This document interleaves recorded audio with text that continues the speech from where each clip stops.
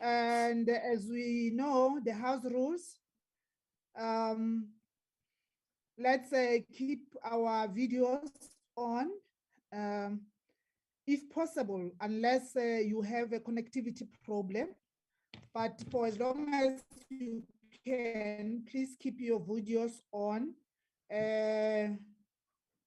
Ms. Mado just informed us here that we are live on all the streams. So it will be appreciated if we can possibly try to keep our videos on. I see Mr. Njatu's video is very clear today. Thanks for that. Thank you, Chair.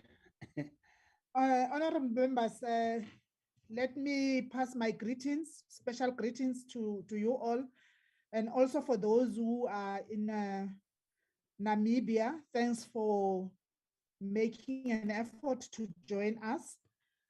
Let me also greet the guests on the platform, our guests on the platform present in this meeting. And as I formally declare this meeting open, I would like to welcome all of you, even those that I have not mentioned individually. You are all welcomed in this platform. And to honorable members, our draft agenda is received for this meeting. It shows that we're going to consider and adopt final mandates and a draft report on the Division of Revenue Bill, the one that is on the table. So that's the main item. And after that, we will proceed to consider and adopt a set of minutes of the previous meeting. We have only one set outstanding. We will deal with that after dealing with the Division of Revenue Bill. And I must confirm that the minutes and the draft reports were sent to us in time or timelessly. The report was sent to us on Thursday. The draft report was sent to us on Thursday, the 5th of May. And I assume that we have thoroughly read it, and we are ready to deliberate on it as expected. So before I waste any of your time, honorable members, I would like to check with the Secretariat if all our committee members are here, just to be on record.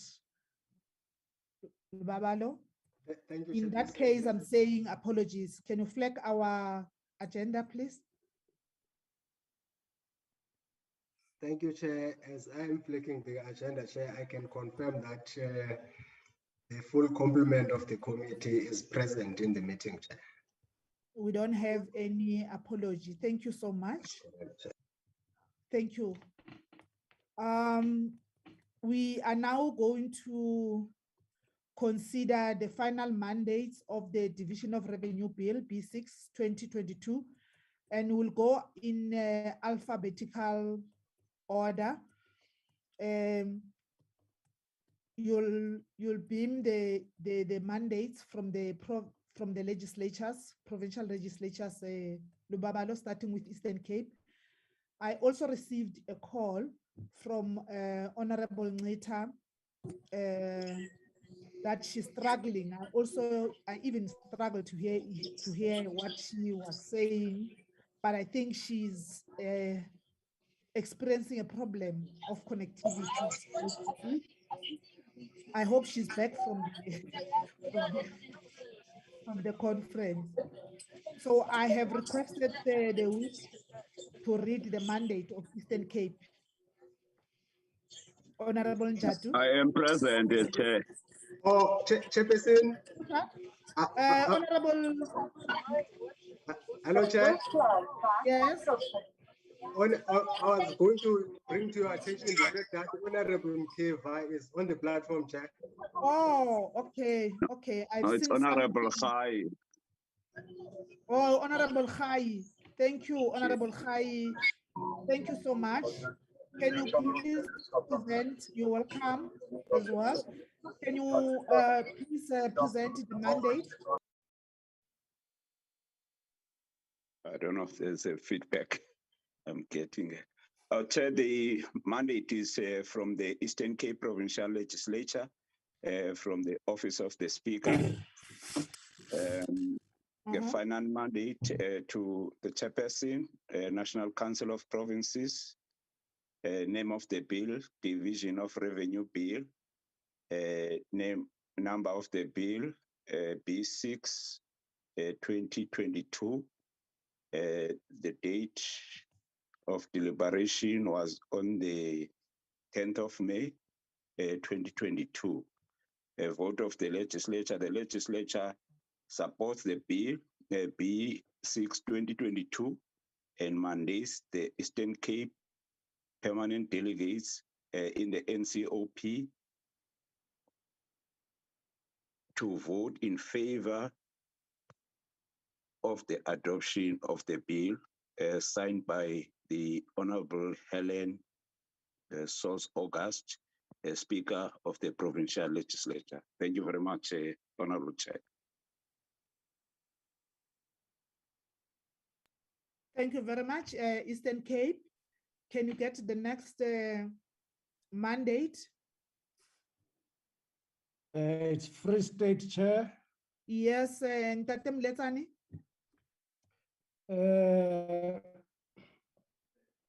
Final voting mandate to the chairperson of the National Council of Provinces. Name of the bill, Division of Revenue Bill, number of the bill, B6 2022, date of deliberation 10 May 2022, vote of the legislature. The Free State Legislature votes in favor of the bill, signed by the Speaker, Honorable N.B. Sufuba, on the 10th of May 2022. Thank you, Chair. Thank you very much, Honorable Mletsane. Can you go to the next province? Gauteng, Honorable Ryder. Good evening, Chairperson. Chair, I regret to inform that a document has been received from the Gauteng Provincial Legislature.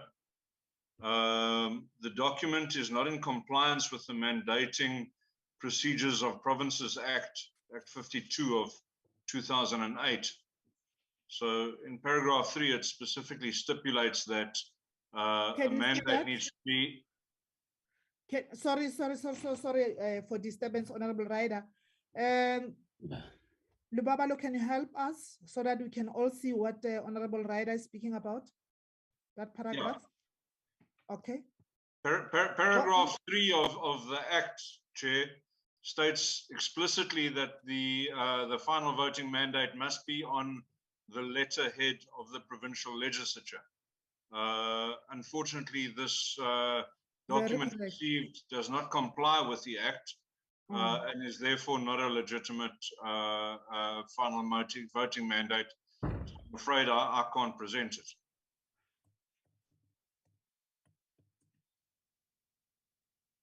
Okay, this is the mandate which is coming from the office, allegedly so, coming from the office of the Speaker. And I think the Speaker, as usual, she knew that this is supposed to be in line with the legislation. I understand your point, Honorable Ryder. We will deal with that as we go on.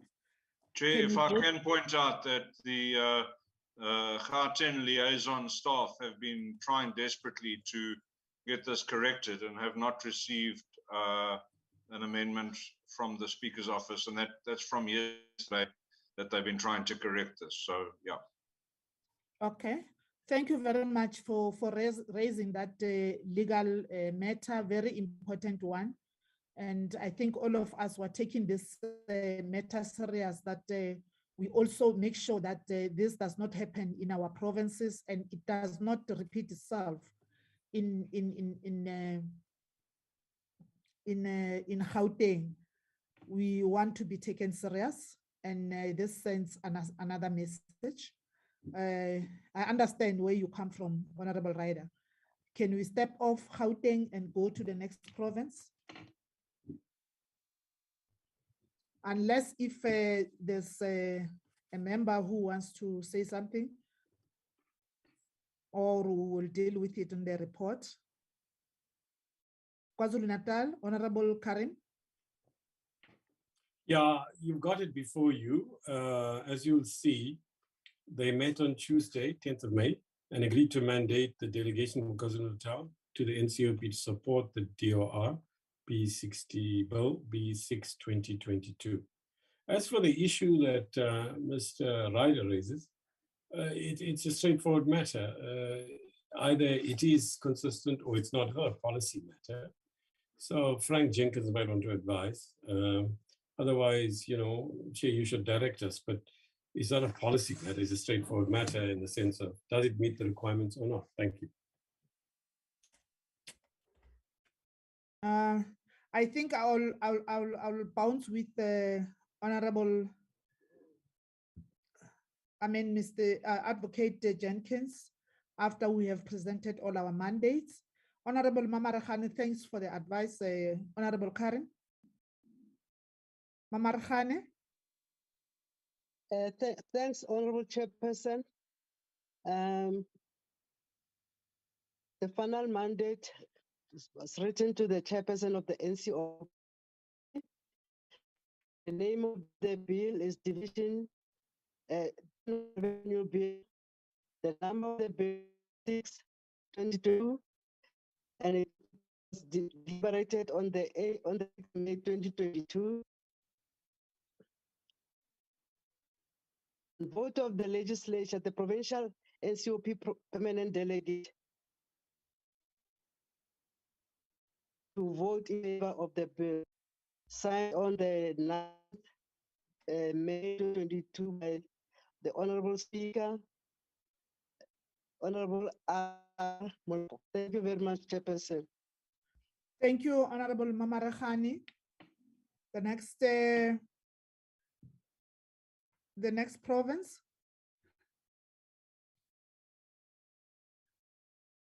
Can you beam Lubabalo? The next province. That's Mpumalanga. Honorable members, the final mandate from the Office of the Speaker was directed to the Chairperson of the National Council of Provinces. Name of the bill, Division of Revenue Bill.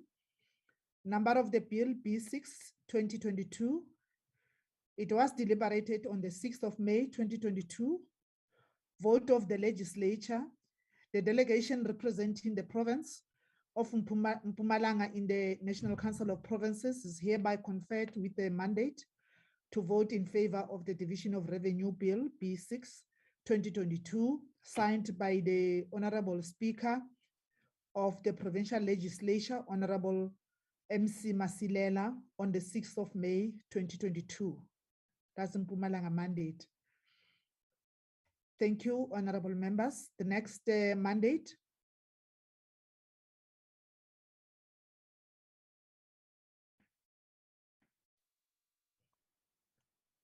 The next mandate. Honorable Chairperson.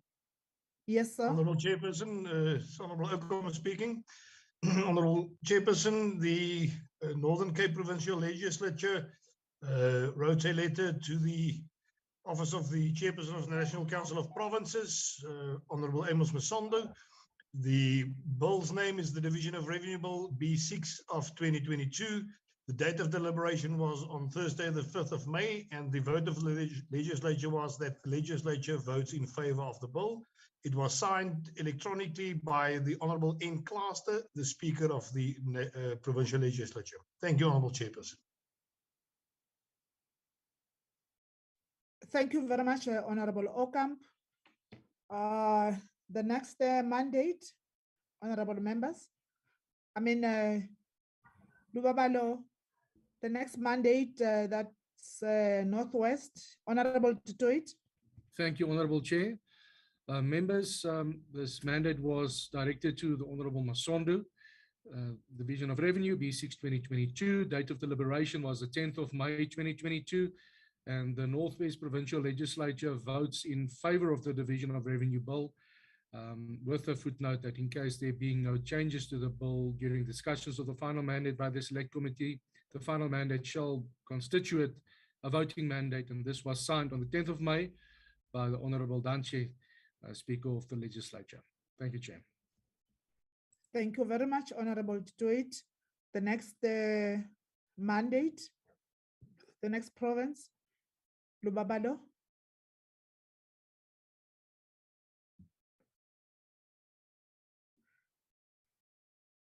Veskap. Akhbare Njatu. Good evening, Honorable Chairperson and members. Final mandate directed to the Chairperson of the National Council of Provinces, Honorable Masondo, and name of the bill, Division of Revenue Bill.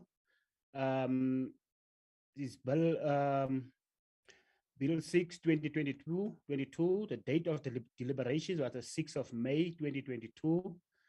Vote of the legislature. Can you just move on?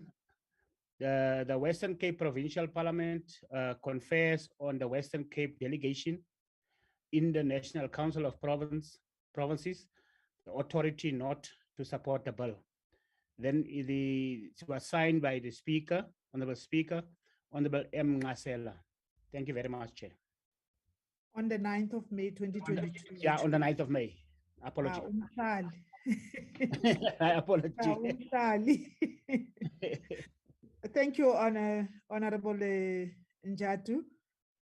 Those are the mandates from the provinces.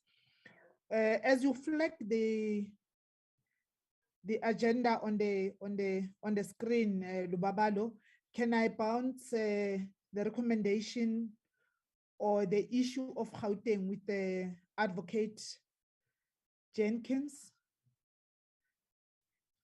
I have seen Honorable Dennis Ryder raising your hand. Have you withdrawn your hand? No, not at all, Chair. No, it was on a new matter, but if we can hear from Mr. Jenkins, that would be fantastic. Okay, thank you. Advocate. Good evening, ma'am, and honorable members. Ma'am, I've just gone through that provision in the Act. It's mandatory. It must be on the letterhead. And as I saw, I didn't see a letterhead at all on the document that was flighted when Honorable Ryder made his input on the mandate. So I would think, Chair, that it's not compliant with the Act. Simple as that, as Mr. Karim said.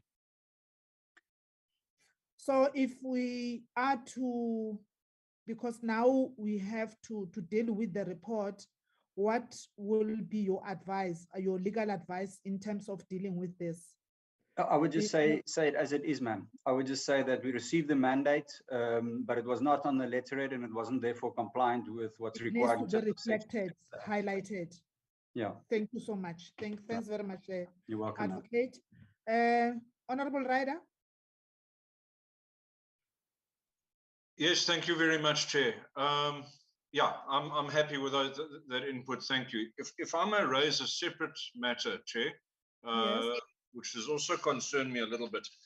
Chair, so it was your ruling the other day that the responses to the negotiating mandates would be sent in writing by Treasury, which happened. And I think those responses were well received. And I do think, Chairperson, that it's important that the contents of those responses are read by all of the portfolio committees in all of the provinces, because many of the issues raised and responded to by Treasury, and they've responded well in many instances, Chairperson, and I think many of those will assist us going forward to help us understand or to help prevent repeat of the same issues being raised each year when Treasury has noted the issues and has responded to them.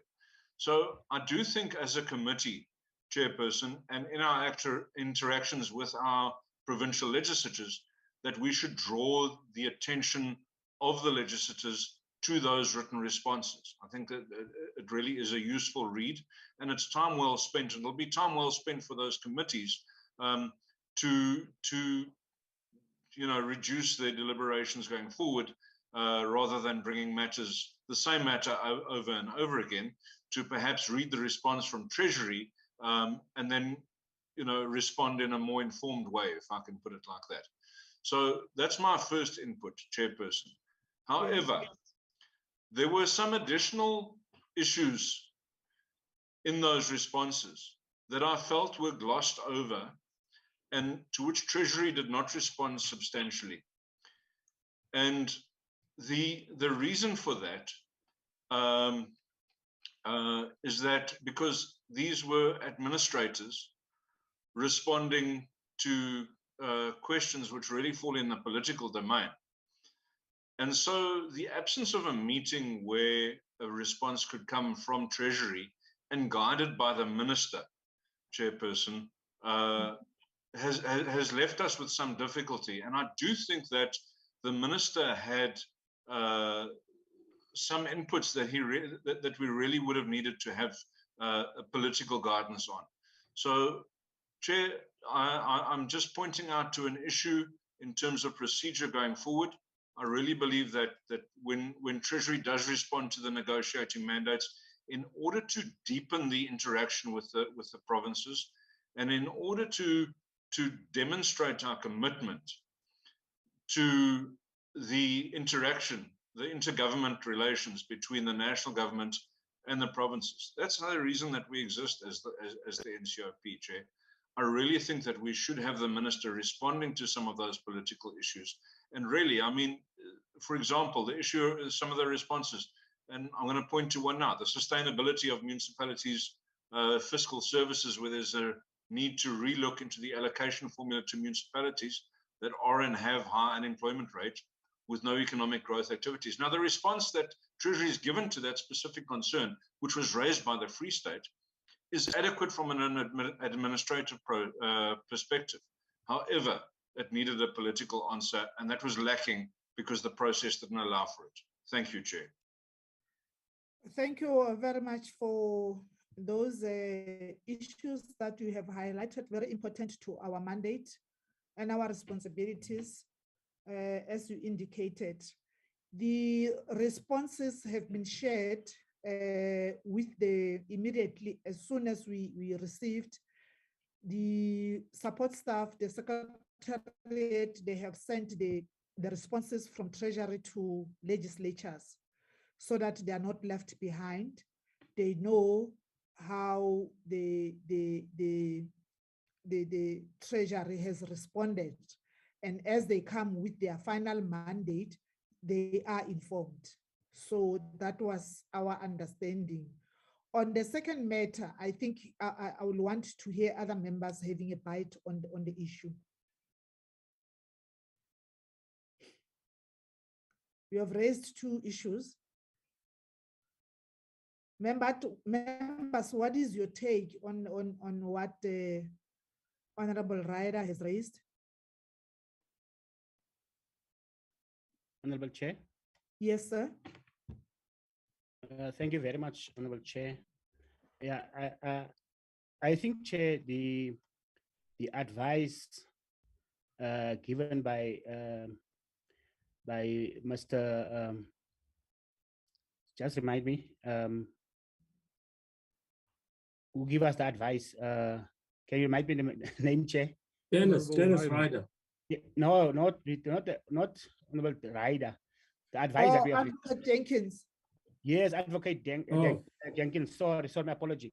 So, Chair, I think the advice that was given is as he's saying that it is that we must comply. That we accept that we received the report, and then that we say that the report was not within the compliance, but that as a committee that we just accepted the report, so that they take that in consideration that the report was tabled and that it was not on the compliance. Thank you, Chair. Okay. I think over and above that, I don't know if it's allowed, Advocate Jenkins. I'm just thinking aloud, which as the chairperson of these appropriations, I can write a letter to the speaker or the chairperson of the committee, whichever way you think is legally correct, to raise a concern on this anomaly. Chairperson, shouldn't you write to the speaker, since it came from the speaker's office, but CC it to the chair? Pardon? Shouldn't you write to the speaker and CC the letter to the chair? The letter that's The inadequate provincial came from the speaker. speaker. Yeah, I mean, the speaker wrote to Okay. you. Okay, Advocate. But CC it to the chair of the committee. You must take some responsibility also. Yes, thank you. Can I hear the legal guru? Advocate? Ma'am, no, I think that's the correct way to go, as Honorable Yeah. Karim has said, to write to the speaker who sent the mandate and just to indicate that it was not compliant. We don't want that as Parliament in any event. So in my view, we want to comply with the Act. So I'm sure it was an oversight of something, but there's nothing one can do tonight about it to make Okay. it valid. I mean, yeah. Thank you very much. I think the sooner we attend the matter, the better. And the sooner we draw the attention of the speaker, the better, and the chairperson of the committee, the better. Thanks very much. And I would like to thank Honorable Ryder for raising those issues. The agenda again.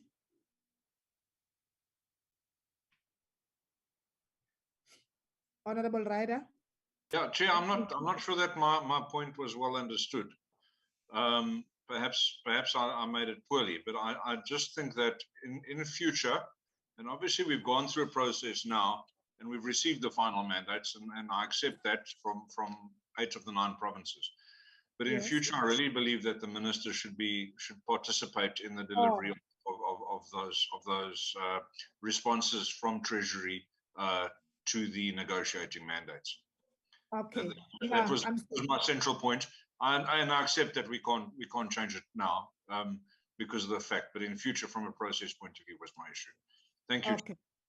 Thank you. I think ourselves together with Treasury, the Secretariat, and the chairperson, together with the Treasury, we need to look into issues that needs the attention of the political leaders in Treasury and refer those matters which are not administrative to the relevant office for their attention. Thanks for the advice. I just forgot to mention that in saying I think we agree with you that some of the issues the administrators cannot really dwell on them or give a response, direct response on them, but they will need a political directives. But now that we have passed this matter, nothing stops you, Honorable Ryder, to write to the ministry a question or a letter, something that you need clarity on as we go on. But we receive well the concern that you're raising. I think it's not only for Free State. Tomorrow it might be Limpopo or Northwest or Western Cape or Mpumalanga or KZN. So we need to work as a committee and do everything that is possible to benefit people that we represent here. Thanks very much. Can we step off to item number 4, consideration of the draft report on Division of Revenue Bill, B6, 2020. We start with the, as a norm, with the observations. I hope members have had enough time to go through the report. Lubabalo, and then I see the hand of Honorable Ryder. Maybe I must. I think Lubabalo might tackle it first, Chair. So I'll leave the space for him. Okay. Thank you, Chairperson. Thank you, Honorable Rider. Chair, I wanted to remind you and the committee that before we move to the report, we adopt the Or the mandates that we have received. Thank you. Before we adopt the report. Okay, can I get a mover for the adoption of the received mandates, presented mandates? I do, Chairperson. Yes, Honorable Karim. No, it's fine. It was Njadu's done it. It's fine. Okay. I second. Second. Okay. Okay. Thank you, Chair. Chairperson. I formally Thank you. propose. Yeah, Namibia, we get a mover in a second of Namibia. Yeah, true. Is that legal? Ask Frank Jenkins. Okay. Thank you for that. Let's go to observations.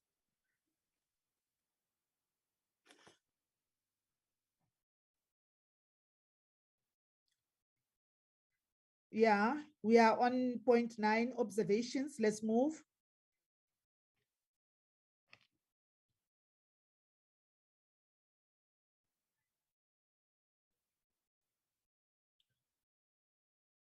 Let's move to page 22.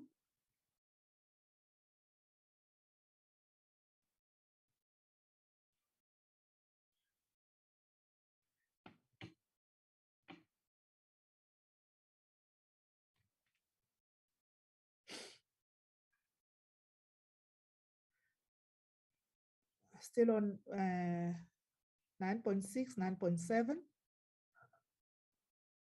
Page 23, 9.8, 9.8, 9.9, 9.10,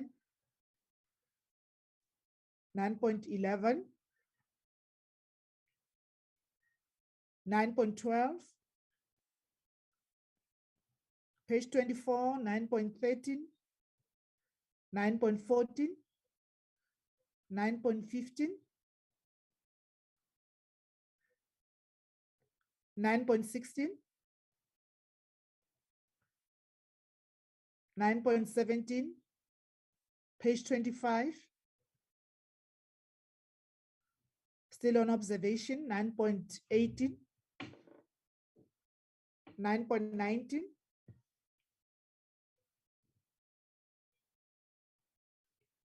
9.20, 9.21,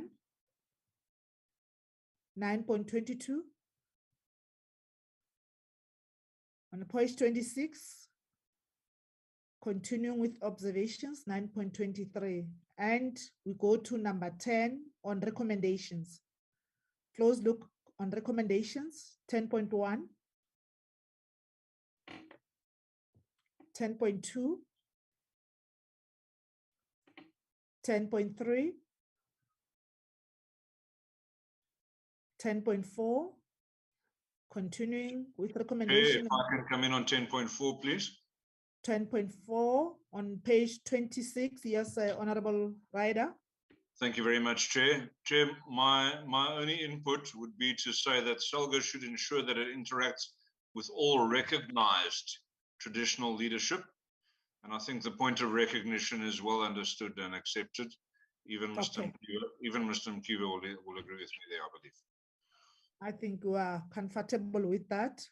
Can we then move to the next page, 10.5? Chair, on 10.5, I have some input. Thank you very much. Chair, this observation says that the committee is of the view that national and provincial government should intervene in municipalities only in instances where local government is not capable of performing, etc.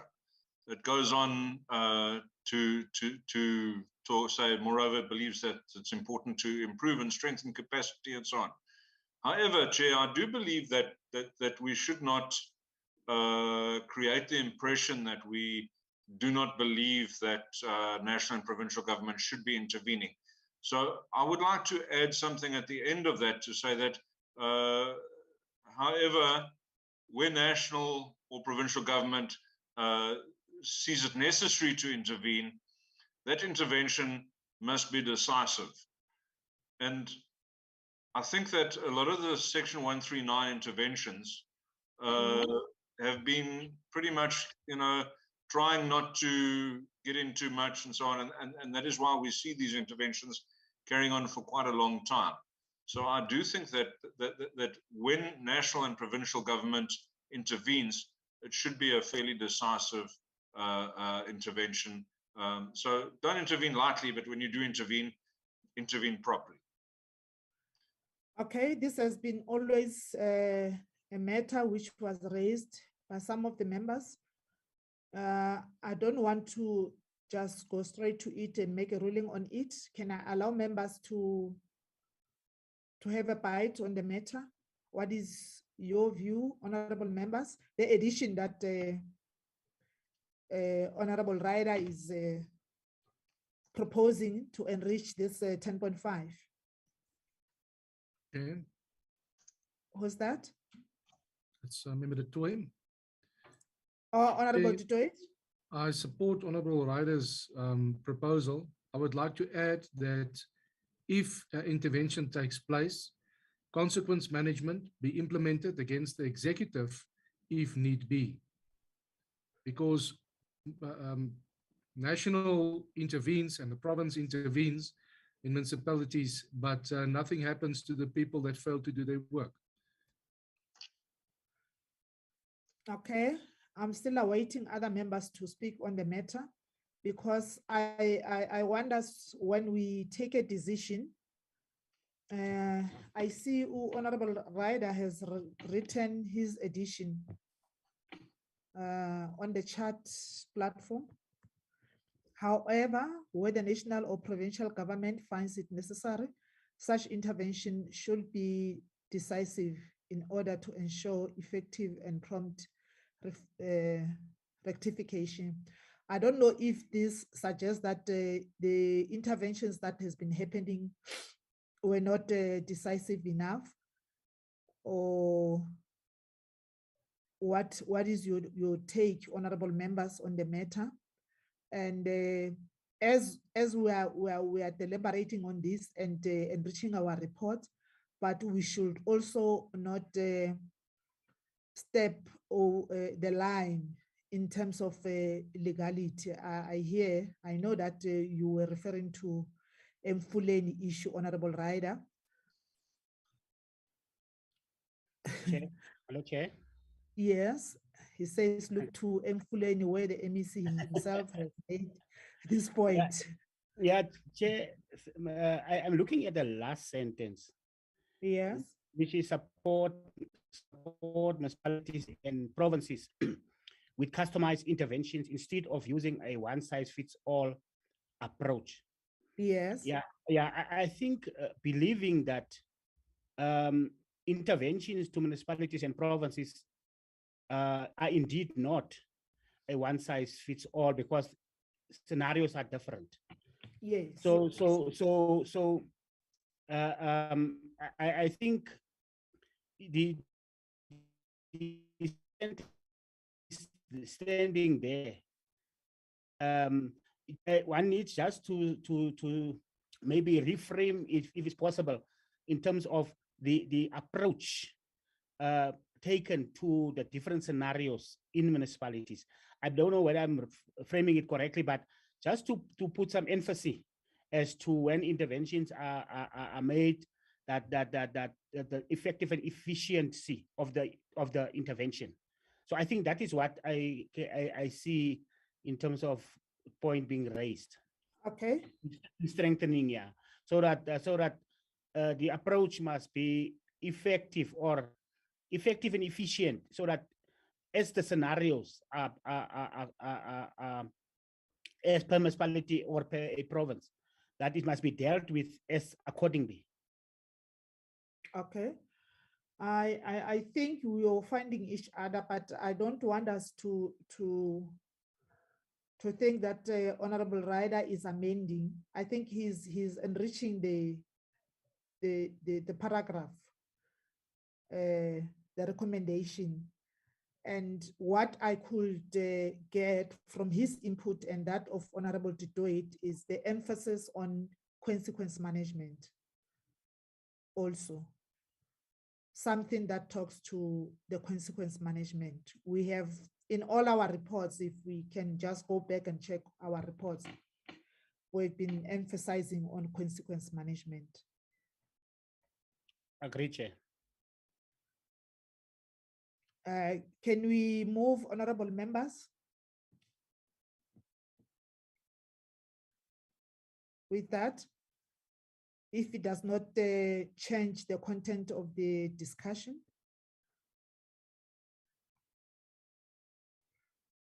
Ten 10.6.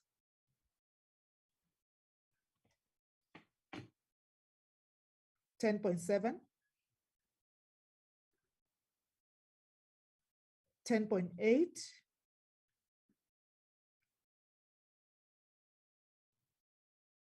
10.9. Continuing with the recommendations, 10.10. 10.11. 10.12. 10.13. The next page is 29. Continuing with recommendations, 10.14. On the same page, 10.15. 10.16. Jen? Yes, sir. Is that Honorable Dutoit? It's the toy speaking, yes, Chair. Chair, I Yes. want to know if we could maybe add that the salary component that's incorporated in all the grants, like the early childhood development and the health grant, be put separate, because it is misleading to everyone that basically reads this report or look at the budget. They think that the whole amount goes towards early childhood development, for argument's sake. But in fact, a large percentage of those funds is to address the salary negotiations that took place. So maybe if the committee can agree that we request in future National Treasury list a salary component separate, instead of including it in the grant or the grants that are paid out. Thank you, Chair. In future, the National Treasurer, yes. Can I hear from the members? That addition? Chair, I would support that. Yeah, Honorable Ryder, honorable members. I'm sorry, Chairperson. Is Honorable Dutoit referring to the social relief of distress grant or the recommendation just above dealing with the ECD conditional grant, 1015? Honorable Chair, Ms. Groenewald, I'm referring to all the grants in which salary components are hidden. So it's basically a general comment that's applicable to all the grants in which there is a salary component that refers to the salary negotiations that took place. So that would be the ECD grant, the health grant, and the education grant, if I'm not mistaken. There you Hello, are. Chair. Yes. Chair, Honorable. if one can see, if we can quickly check 15, because on 16 is speaking about the social relief, distress grant. Distress. In And the 16. ECD is And the ECD is on 15. on 15. Yeah, so because the social relief, I don't know whether is it during the Cannot be COVID. categorized as a salary. Yes, that's what I want, because that's also I want to check there, because it's not a salary. Okay, the Yeah. social relief grant is an incentive. If it's a salary, then it Yes. must be on the minimum wage. Then we have to argue legally to say what is the difference between the salary and the incentive in terms of the social relief grants. What does it mean? Because this can be discontinued at any time when we find it suitable. and the understanding of a salary or incentive is something that you get after working. Can we be assisted by our legal gurus or our veteran? Honorable Karim? Sorry, Chairperson, I got kicked before out, Chair. and Just I mean, before I'm Chair. sorry, I don't want to get involved here. ESCOM, I don't want to get involved, right? Because the lights are not supposed to go off. I think it's a municipal outage.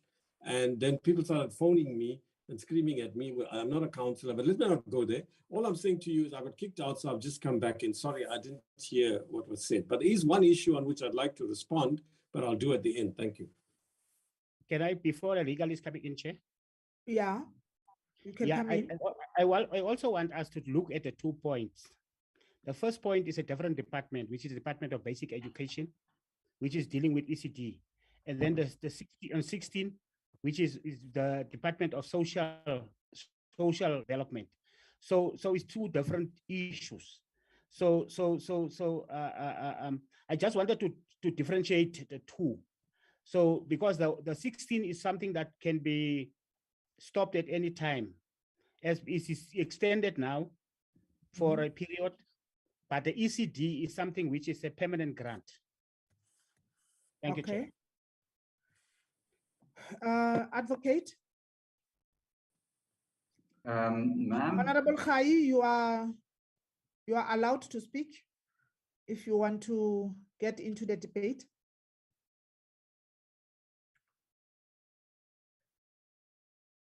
You can come in, Advocate.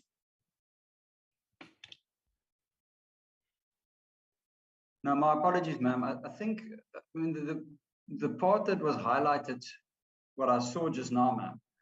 Yeah. In the future, National Treasury should ring fence the salary components of all conditional grants. Ma'am, for the life of me,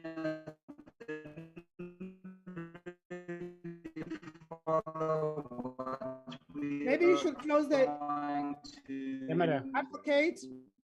Advocate. Achieve with the amendment. Advocate, there. sorry. Ma'am. Can hear me, you ma'am? can you maybe switch off your or close your video? We were Yes, struggling to hear you. Okay, no, I have done that, ma'am. Okay, you can repeat what you have just said. We couldn't hear you. Maybe, or Yes. is it only me? No, well, I don't know, ma'am. You are Okay. audible. I can hear you. I had to switch also to another device because the Now I can hear you clearly. Okay, ma'am, I think the conditional grants pertaining to early childhood development and the ring fencing of salary components attached to that, ma'am, I don't see a problem with the recommendation as it is, but what exactly are we trying to do with the other grants? I didn't understand the input 100%, ma'am. Can I explain, Chair? Sure. Yes, sir. Please. Yes, Honorable Tutoit. Thank you, You can Chair. clarify that? Maybe it would be easier if we add another point instead of adding to the existing document, what is already written here. My argument is that National Treasury must clearly indicate the salary component that's currently hidden or incorporated in conditional grants that's being paid out. Because when you look at the budget, you read an amount that's written there. And that amount refers to ECD for argument's sake, or to health for argument's sake. But a large component of those funds are to address the salary component. So my suggestion would be under number 10, we add another point just to state that should any conditional grant have a salary component, it must be ring-fenced and listed separately. I think that's in short what I suggest, Chair. Is it clear? Yeah, for me it's clear. Can I hear members? Do we agree with this? Can we move? Chair. What the latest amendment by Honorable Tutoit, Honorable Njatu?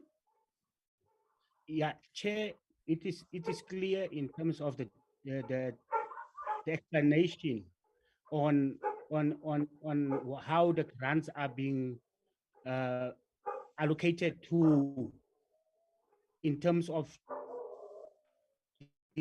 distinguish between the ECD operational and the salaries for staff. That one I understand. So now on point, we were at point 15 now. We were going to point 16. So Honorable Tuwait was referring to point 10. Is it 10.10 or is it, because we were discussing point 10.15 and 16? Chair. No, honorable members, I think we shouldn't take this much time talking or trying to come with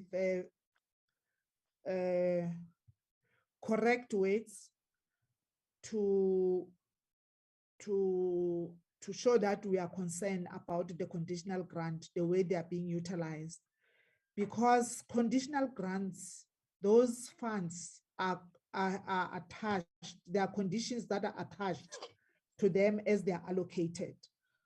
So whichever institution is using that condition, I mean that budget, they need to follow the condition, and it's upon us as the oversight bodies to oversight on the departments to make sure that they utilize the conditions, the conditional grounds as per the condition attached, whether at the provincial level or at the national level. We have to do our work to make sure that those conditions that are attached to that grant are followed to the latter. Agree, Chair. Are you fine with that, Honorable Ditoit? Can we move? Honorable Ditoit, partially yes, but can we please still add the item or the line that's highlighted now as a separate point? Then it covers where it's supposed to cover, and no one is put in a difficult situation. Then there's no discussion further. I think it's straightforward, and I only think it's fair for those funds to be ring-fenced as salary components and to be highlighted basically. The way it's formulated now and the way it's presented now, it might be seen as if it is misleading, although we all agree that the correct way of spending the funds and the correct procedures must always be taking place. Thank you, Chair. Okay, finally, I'm going to make a ruling on Chair, the I've had my hand up for a while. Okay. I raised it in the ruling. Yes, sir. All right. So basically, you can kick out what I'm saying, right? And I don't fully understand what the issues are. But if Fani is saying that he believes that we should ring fence the salary component, because underlying his concern is that too much of the money gets spent on salaries, right? Then that is a position that I think probably, well, my tentative view is he's right. And probably the majority agree, I don't know. But I don't think it's a decision you can just take now off the, off the cuff right now. I think it's something we need to give consideration to, because there are a whole lot of implications, technical and other, in the way conditional grants are managed, that maybe we need a bit more discussion with Treasury. So if the majority feels some attention should be given, we can change the wording, make it softer slightly, and say something like, the committee believes that serious consideration should be given to ring fencing the salary component, and will engage with Treasury further on the feasibility and desirability of this, or something like that. So we don't put it down here just like this, nor be rejected completely. But if I'm out of order, Chairperson, please feel free to say so, maybe because I'm out of the loop of it. Yeah, thank you. Okay. I think, Honorable Karim, you have assisted in terms of making an addition to the sentence. But also the paragraph is still relevant, Honorable Ditoit, because it talks about the system that we're saying must be put, the proper system that must be put in place to ensure the effective administration. So when we talk about the ring-fencing and other things, we are unpacking the above that we have said. And in addition, Mr. Jomo, can you add what Honorable Karim have just said? Yes, Chair. In fact, Chair, good evening, Chair. Good evening, honorable members. Okay, good evening. Thank you very much, Chair. I wanted to assist, Chair. Yes. Way before you arrived at this particular point, just to give some clarity on the input that Mr. Detroit has made. I'm not going to tamper with the wording Honorable Karim has made because I think it's the correct wording. But what Mr. Detroit is raising is only applicable on conditional grants that are meant to carry out service delivery, right? Yes. And that is where the issue of salaries becomes critical, because you'd find that some of the conditional grants that are earmarked for certain specific projects are absorbed by salaries for staff. So if the committee requests National Treasury to ring fence and report separately the allocation for salaries for those conditional grants, it will assist the committee to be able to see that, okay, conditional grant A is actually allocated so much money for service delivery and so much money for salaries, right? It will then even assist the committee to be able to determine whether the allocation for service delivery is actually adequate or it has been overshadowed by the one that is allocated for salaries. So it will also give that comparison. But I want to emphasize the fact that what Mr. Detroit is recommending is applicable to conditional grants that are meant to carry out service delivery, as opposed to the social relief of distress grant. The social relief of distress grant is not a conditional grant that is meant to carry out service delivery. It's a grant. It's a grant that, if you like, that may fall under any other social grant that is allocated or distributed by Social Development Department through SASSA. So those social grants are not meant to carry out service delivery on projects and so forth. So I wanted to give a clarity that we should not confuse the two. Then the addition that Mr. Detroit is proposing, it will be important to be a standalone because it cuts across all conditional grants that are meant to carry out service delivery. Not only ECD, not only schools backlog grant, and not only MIG, but all other conditional grants that are meant for project and for service delivery should be considered to be treated as proposed by Mr. Detroit. I think that will assist certainly to actually enrich the work of the committee as well. Thank you very much, Chair. The addition, I agree with what you're saying because it will restrict us to ECD only if we put it there. But then the addition that the Honorable Karim came with, did you capture it? Well, Chair, I did not capture the addition, but I'm sure as we rework the recommendation, we'll come up with something concrete on it. I don't have anything in writing for now, but I know my colleagues are busy working on it. I will also work on something. By the time we finish the report, Karim, do you mind sharing your addition? Have I ever not done that, Chairperson? Ask Pilalani, he knows that. But I forgot what I said, but I'll get... Yeah, I'll try to remember as best as I can. Pilalani and his team can... Yes, okay, I'll try my best. I will do it, but I think that was slightly more elegant than what's going through my head now. But I'll work on it and send it to you. Okay. Yeah, thank you very much, Mr. Karim. We'll rework on it. Sure, thanks. Okay, thank you. I think we agree on that. 10.16, we go to 10.17. Whip, Jatu, are you still fine? Yes, I'm still fine, Chair. Thank you. Thank you. 18.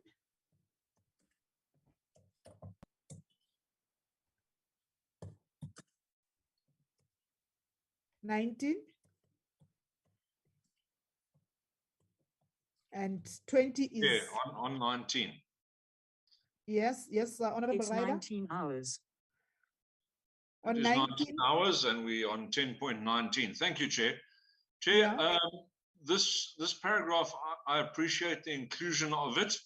I would just like to say that where it refers to legislatures, and there's two places where it does. So yes, there where the arrow is and a little bit further down.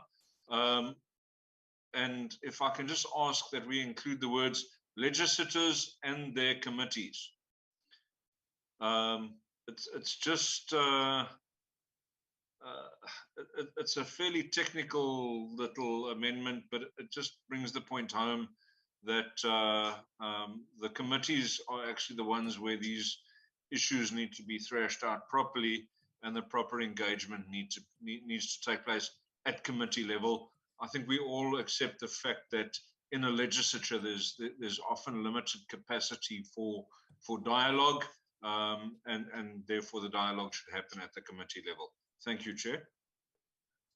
I think when we talk about the legislatures, we know the bodies that are at the legislatures and the committees are included. But I'm also comfortable with highlighting the importance of the portfolio committees so that we are direct in our recommendation. The importance that the portfolio committees are playing. For instance, if a person who is not a member or who does not understand the running of the legislatures and other bodies can be clear as to why do we highlight the portfolio committees. Can I check with and other members if we agree with this? Okay, Or Chair. you want to put more myth? Yes, Honorable Njatu. Yes, Chair. I think the last part that you mentioned, it's I think it's appropriate that one bring in that so that we just align that also. Thank you, Chair. Thank you. Can you move with those additions? The committee decision. Can you move? Chair, before we get to paragraph 11, if I may have a soapbox stand, please. On 10.2, I mean 10.20. No, on the report before we get to the decision, Chair. Yes. If I may, thank you very much. Chairperson, the first thing I want to say is I want to appreciate the quality of the report, because I think it captures extremely well the discussions that we've had. I think there have been very few interventions from committee members because it's a good report, and I do want to acknowledge the fact that it includes many of some of the controversial things that we discussed as well, and we haven't shied away from them. So I want to applaud the team that put the report together and say well done and thank you. Having said that, Chair, I think you know what's going to happen a little bit later. However, I do want to make the point, Chair, that and I'm going to get a little bit technical here, so Advocate Jenkins might want to sharpen his pencil a bit as well, and I'm going to make some points. So the fiscal policy, the fiscal framework was adopted by us on the 9th of March of this year, Chairperson. Yes. Now, that date is quite important because if one considers the Money Bills Amendment Procedure and Related Matters Act number 9 of 2009, that act specifically gave us 35 days after the adoption of the fiscal framework in order to pass the Division of Revenue Bill. Now, that was subsequently amended, Chairperson, in 2018, And Advocate Jenkins will recall that there was a lot of controversy around this matter, and he will recall jousting with the Honourable Alan McLaughlin on certain matters. But in 2018, there was an amendment to the Money Bills Amendment Procedure and Related Matters Act, which said that, okay, 35 days after the adoption of the fiscal framework, or as, and Chair, I'm going to ask for a little bit of scope here because I need to get to the actual wording of the Act. It says, or as soon as reasonably, sorry. As soon as reasonably possible after that, yeah, something like that. There you go. So, Chair, thank you very much, Eunice, thank you. So, as soon as reasonably possible thereafter. 35 days or as soon as reasonably possible thereafter. Now, the point that I'd like to make, Chair, is that the fact is that the Act is there for a reason, and the 35 days were retained for a reason. It wasn't changed to 60 days or 90 days for a reason, because there is a degree of urgency in processing this bill, and it's supposed to happen soon after the fiscal framework is passed. The point that I'd like to make is that we are today on day 63 following the fiscal framework's adoption, and by the time this Parliament will be 70 or maybe 69, but 70 is double 35, and that's not reasonably soon after the 35 days. And I do think that we could have processed this bill with much greater speed than we have, Chairperson, in order to try and comply with the intentions of the law. So I just wanted to make that point, that I do think that we are a little bit negligent as a committee, because this bill should really have served before the NCOP long before when it's going to serve. Thank you, Chair.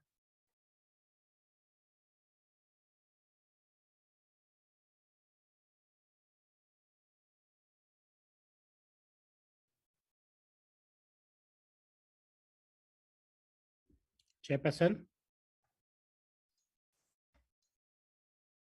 Hello, Chairperson. Sorry. Thank you for reminding me. I was muted. Before I give to Advocate, I think we have been complaining that we are not doing justice, and we are not giving enough time to the provinces to do that. But even if we would love to give them enough time, we should not do it that outside the legal mandate. So that's why I want to check, because I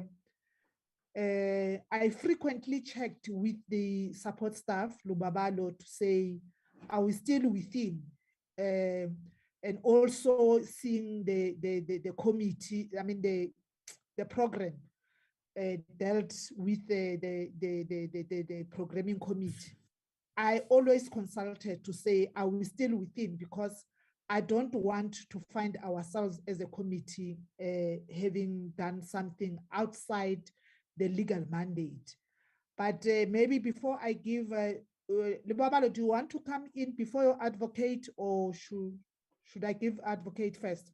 Chairperson, before the technical experts come in, can I see something? I've had my hand up for quite a while. Yeah. I've been pressing the raise hand function. Maybe Lubabalo can guide you on that. Okay. Very quickly. Honorable Karim. You see, we must be also realistic, right? Frank Jenkins was there when we processed this bill. As you recall, Dikeledi, you were there to chairperson. Now, in fact, it was the DA more than anybody else, but we all agreed, who demanded more time, okay? If I recall correctly, at some other stage, one or more of the DA members complained even about the reasonably soon thereafter, because they felt that it should be much more open, and contrary to what Dennis is saying, not that it stops him from saying what he says in a new term, and from the point of view of the NCOP delegate, but we told them, look, you reasonably will give us some latitude. Now, you must remember, Chairperson, you can't hold a committee solely to account, okay? Because the program of Parliament dictates also. Firstly, we have a 2-week or so constituency period, stroke family period during the Easter break, right? So if members feel so strongly, we must forego that break, okay? So we must ask ourselves, what are we talking about? Secondly, suddenly they decide at the higher levels that it's a constituency week and so on and so on, or it's a budget vote week or whatever, right? So that means it kicks you out. Suddenly they will decide there's a plenary. So in fact, why we put reasonably necessary chairs, you'll remember, it is something you want to negotiate with the whip, the programming whip and the chief whip of the two houses, okay? And we were having this problem, you will recall, or you won't know, Tandi Tobias Pokolo will recall. We then spoke to the chief whip's office and so on. And I have raised this thing, Chairperson, in 2019 and about 4 or 5 times since.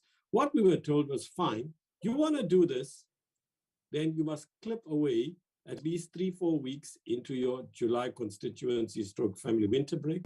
And you're going to end up, especially as the NCOP, with sitting, to speak metaphorically, on Christmas Day, okay? Yeah. So we also have to be realistic about what we can and can't do. Usually the criticism, we went too fast. Now we're being criticized for having gone too slow. Normally we are told, especially by the opposition parties, you're not giving the provinces enough time. The NCOPs are not, NCOP committee are not taking the provinces seriously. We just bulldoze everything. Now we're being told, oh, it's too long. Actually, I thought that we welcome because it gives people more time. And even though we gave so many days, one speaker couldn't even deliver an appropriately legitimate letter of confirming a final mandate, right? So I just want people to understand that, you know what, it's an extremely difficult process. The Finance and Appropriations Committees cannot act outside of the program of Parliament, Chairperson. And I don't think that it's the end of the world, and reasonably necessary would take into account there was a 2-week break, then there was another 1-week break, then there was a calling off of meetings and for whatever reason, right? So all I'm saying is, my friend, Dennis, you're right, but you also have to be less critical of the committee. I mean, what could the chair have done? And what can she do? She can't instruct the committees in the provinces. They also got their own agendas. This is a very difficult, very sophisticated system, Chairperson. Until I came on this side, I never understood how sophisticated the system is. Probably too sophisticated for an emerging democracy like ours, frankly. But we have it, and we have to make it work. And I don't think it's the end of the world, Chairperson. That's my view anyway. Thank you, Chair. Honorable Karim, I see the comment on the chat group by Honorable Ryder. I don't know which measuring tool he used, but I think it's informed by what he just said. Okay, Chair. Well, he's entitled to his Yes, views. I don't agree with them. I'm not going to reply. Thank you. I've done my Honorable Njatu. Yeah, Chair, thank you very much. I think taking in consideration everything said by Honorable Karim, going forward, Chairperson, I think it's proper that as in terms of the program of the committee and the program of the NCOP, that will be a standing item in every meeting when we start with this process, to make sure that in terms of timeframes, we are keeping to the timeframes and we don't miss. As Honorable Karim have mentioned, there was a lot of things in between that may have made that we could have missed or overlooked something. So I'm suggesting that it to be a standing item, that we, in terms of the monitoring of the schedule, in terms of legislation, that we make sure that we move in terms of the exact. To add to that, if it means that we had to go during constituency period, then it had to be like that. Then that members then not then come back and say that, no, we cannot work during constituency periods. So that let's monitor it going forward. When we start next process, that we make sure that we work all together to make sure that we streamline. Thank you very much, Chair. Okay, thank you, Honorable Njadu. I see the hand by Honorable Ryder, then I will allow advocate, or before advocates come, I will request Lubabalo to talk to the matter as we have been engaging, and we thought we were correct in monitoring our time frame, that we don't find ourselves in the situation that we find ourselves today. Honorable Ryder. Thank you, Chair. No, I think Eunice made the point well. And actually he's agreeing with me, because the fact is that it was Alan McLaughlin, and I mentioned him by name, who said that saying 35 days or reasonably soon thereafter is not adequate. And this is the whole point, Chair, is that amendment was forced through by people that didn't understand the process. The point is, and Advocate Jenkins, if that's the case on days defined in the Act as excluding weekends, it normally states that explicitly, it's not implied, but we're on day 41 if you exclude weekends and holidays anyway. So, yeah, but Chairperson, the point is that if we say 35 days or as soon as reasonably possible thereafter, you don't expect it to happen on after day 70. And the point is that if there's a change needed in the legislation, that's what we must be changing. And that was what was advocated for in 2018 and was pushed against by the executive. The point is, Chair, that there's insufficient time for the processing of these matters, especially if you consider when the National Assembly dumps legislation on the NCOP.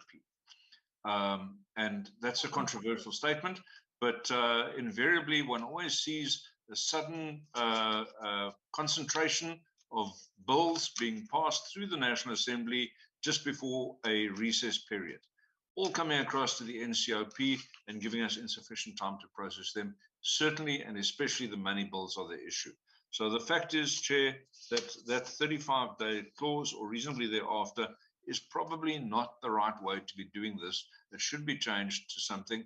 But that's what we do as the NCOP, Chairperson, is we analyze legislation and motivate for changes of legislation, especially where it affects the provinces, like it does here.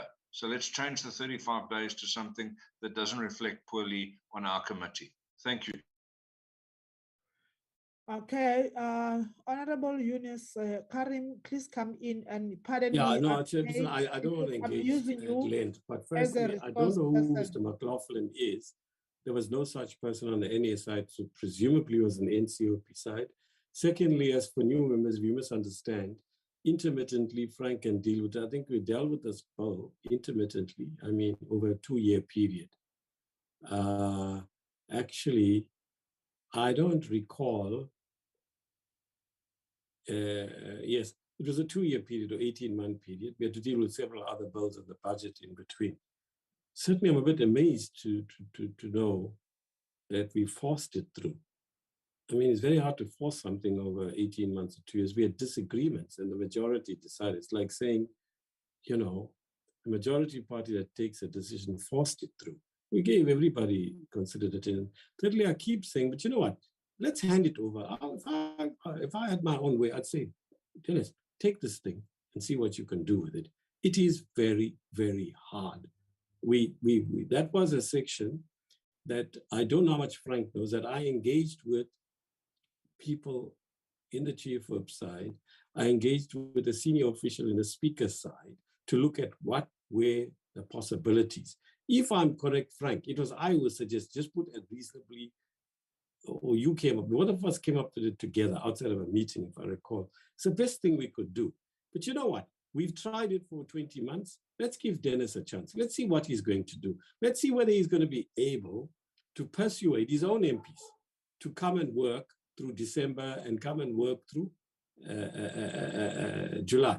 Let's see if he can persuade the provinces to meet during constituency. Now we're suggesting that. Great, let's see. I'll be available, right? Let's see. You'll be available, Chairperson. Mr. Njadu, who's going to be in the province? Have you got authority to instruct them? So fine. You know what? If I had my own way, let's give it to Dennis. He'll spend hours and hours there are only 365 days in the year. There's no like tactics or strategy here or rocket science that's going to come to bear. What's possible is if we extend the number of days of parliament, or we make a change to the calendar. South Africa is exceptional, right? Let's make it 400 days in the calendar. Then we can have our constituency periods, our family periods, our political days, and we can do it enough. I am telling you, Chairperson, it is very, very hard. All that's going to happen, you will tinker with the words. You try convincing the powers that be in Parliament, the NCOP chair first, and the Speaker on that side, and the two chief whips, that you want to extend the life of the entire Parliament because the budget committees, the finance committees feel that we need more time, but also less time. I can't understand what's going on here, right? I mean, on one hand, we are told you're taking too long. On the other hand, we are told that, you know what? We need a specific time. You can't set a specific time. There are too many imponderables that we've been through it, but we can reinvent the wheel. Maybe the new young people like Dennis, new ideas, they can do it. I wish them well. I'm not taking part in this debate against Chairperson, because you know what, you and I have done this thing, right? So I think, you know, what are we going to come up with? I spent, Chairperson, like you as a chairperson, you spend hours offline doing things, right? Some of the members think all we do is come to meetings. When you're chairing, you have to do a lot of offline negotiations. I spent hours and hours tinkering with it. I think I engaged with Frank now and then, but Frank does know the amount of conversations I had with the powers that be, right? So let wish them well. I look forward to any change they can do, except to tinker with the words. But practical change, I can't see it happening. Thank you. Thank you, Honorable Karim. I think your input is informed by experience, because the two of us who have been part of the process and we know how it went. But we are not shutting the door on your faces to come out with new ideas. We can only share the experiences with you on how hard it is, but whatever is possible, because either way, you turn right or you turn left, you are being blamed. But then, like I said, Advocate Jenkins, I'm using you as a resource on the matter. I'll allow Lubabalo to talk on the matter, because I was also trying to make sure we had conversations several times, like Honorable Karim is saying, behind the scene work that we are doing to make sure that we don't find ourselves on the wrong side of whatever law. Lubabalo, you may come in. Thank you, Chairperson, and thank you, honorable members. Chair, I would like to allay honorable writers' fears by indicating that in terms of our process, when we design a program for this project, we read the legislation together with the rules of the NCOP. At the back of our minds, especially Rule 240, which stipulates that when a process is Section 76 legislation, we must do it in line with a 6 weeks rule, considering the public participation process, the involvement of provinces, and all the stuff. So we follow the sequence like he has indicated, that we start with the fiscal framework. The finance committees adopt the fiscal framework. Thereafter, the committee on appropriations must adopt the division of revenue first before we process it. However, as Advocate Jenkins advised the committees before, that there's nothing stopping the select committee on appropriation with respect to starting the process, even if it is not adopted side. So we are following that process. So the key issue is 35 days that we follow. We count the working days. We don't include the constituency period, days, consecutive weeks. When there is a gap, there is a leave, members are not at work, we don't include that in our processing in terms of designing the program for this particular project. So as far as I know, we have been processing this way since the introduction of the Money Bills Act. Advocate Jenkins has been like babysitting some of us in the early days together with Advocate Della. So for me, there's no gap, but Advocate Jenkins can add further in whatever that I've just laid as a foundation to explain it further legally. But in terms of procedures, rules, legislation, like in terms of mandating procedures act, thinking about provinces, we try to make sure that we give provinces space and stick to the required time. And we've been processing it this way, I mean, since we started. Thank you, Chairperson. Let me not add anything. Thank you, Mr. Nodata. Advocate. Chair, I'm sorry, I'm going to intervene if I may, and just say I've noted that the definition of day is quite clear, and therefore I withdraw with an apology. Okay, thank you so much for the spirit. Chairperson, what's the fine you're going to impose on him? That goes into your personal pockets. And we get the rest that you can share with us. Well, can I just say one thing, Chairperson? Maybe Yes. I'm being too strident because I'm quite frustrated about the amount of work we put in and how we couldn't get very far. So, you know what? It's possible they'll come with a formulation, not in words, that can be done in practice, okay?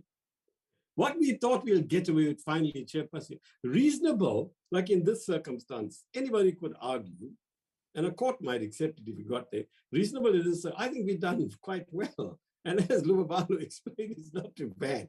But he's right and wrong about what he's saying. But you know what? I think give it to him and Injadu and Mama Rakhane, the new generation. Maybe they'll come up with something. Thanks. The new generation. Hey, Mara Eunice. Yeah. Advocate. Just hold on, weep for a moment. Advocate. I think No. we were not just addressing the issue because Honorable Ryder has raised it, and we're not addressing him as a person, but we're addressing the issue that is facing or is confronting the committee. And we will all learn from this. He might not be the only one who had the questions or behind what we're doing, whether we're doing it correct or so. So it's very important that we also give honorable, advocate to add to the voices that have spoken on the matter. Advocate.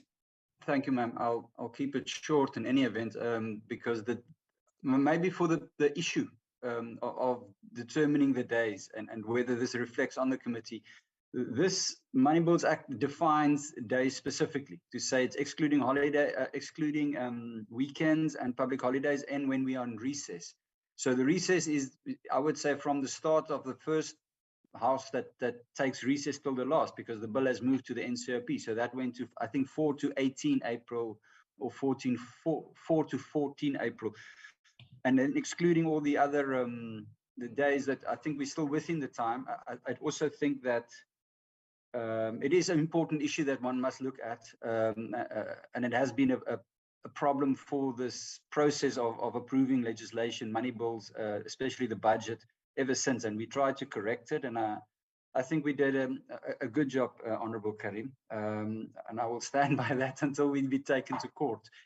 If there was no definition in legislation in general, ma'am, or so, then we go to the Interpretation Act, which will say exactly the same, except it doesn't use recess days of Parliament. So we actually use the definition in the Interpretation Act to determine days. And the Interpretation Act simply says if you're dealing with any legal document, legislation, or court rule, or so on, you exclude the first day, you include the last day, and you exclude all public holidays and weekends. And our definition in this act goes further to say we're also excluding days where Parliament is in recess.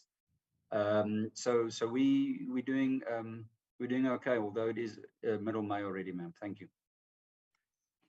Thank you very much, Advocate. Whip, you still want to talk? Yes, Chair. I want also just to say, Chair, I think in the spirit that we are discussing this matter, it's a matter that we cannot blame the chairperson. And we, as the members of this committee, have to take collective responsibility in terms of legislature. So that, because we are all responsible members of parliament accounting to the community. So I think that part of making sure that legislature is implemented is a collective responsibility of all members of parliament, irrespective of when we agree on the report or not. But in terms of the legislative matters, we are all responsible to community. So I think in going forward is that to work together and to make sure that we stick to the legislative matters as a committee, as a collective. Thank you very much, Chair. Thank you, Whip. Can we then go back to 10.20? Thank you very much, honorable members. 10.20.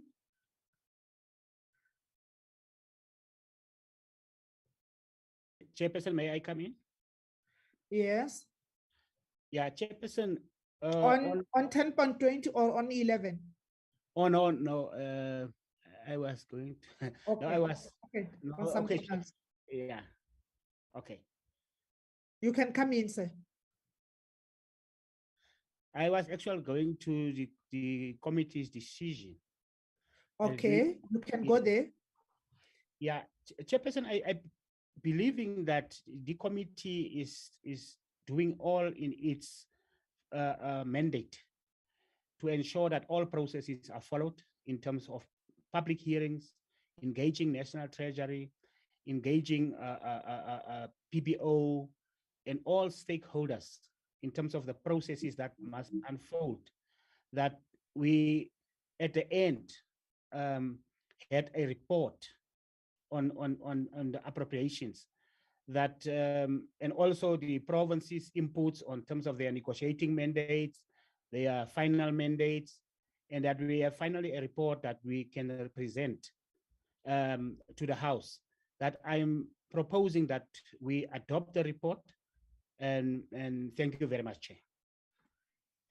Thank you very much for that move or proposal, Honorable Njatu. Can I get a seconder?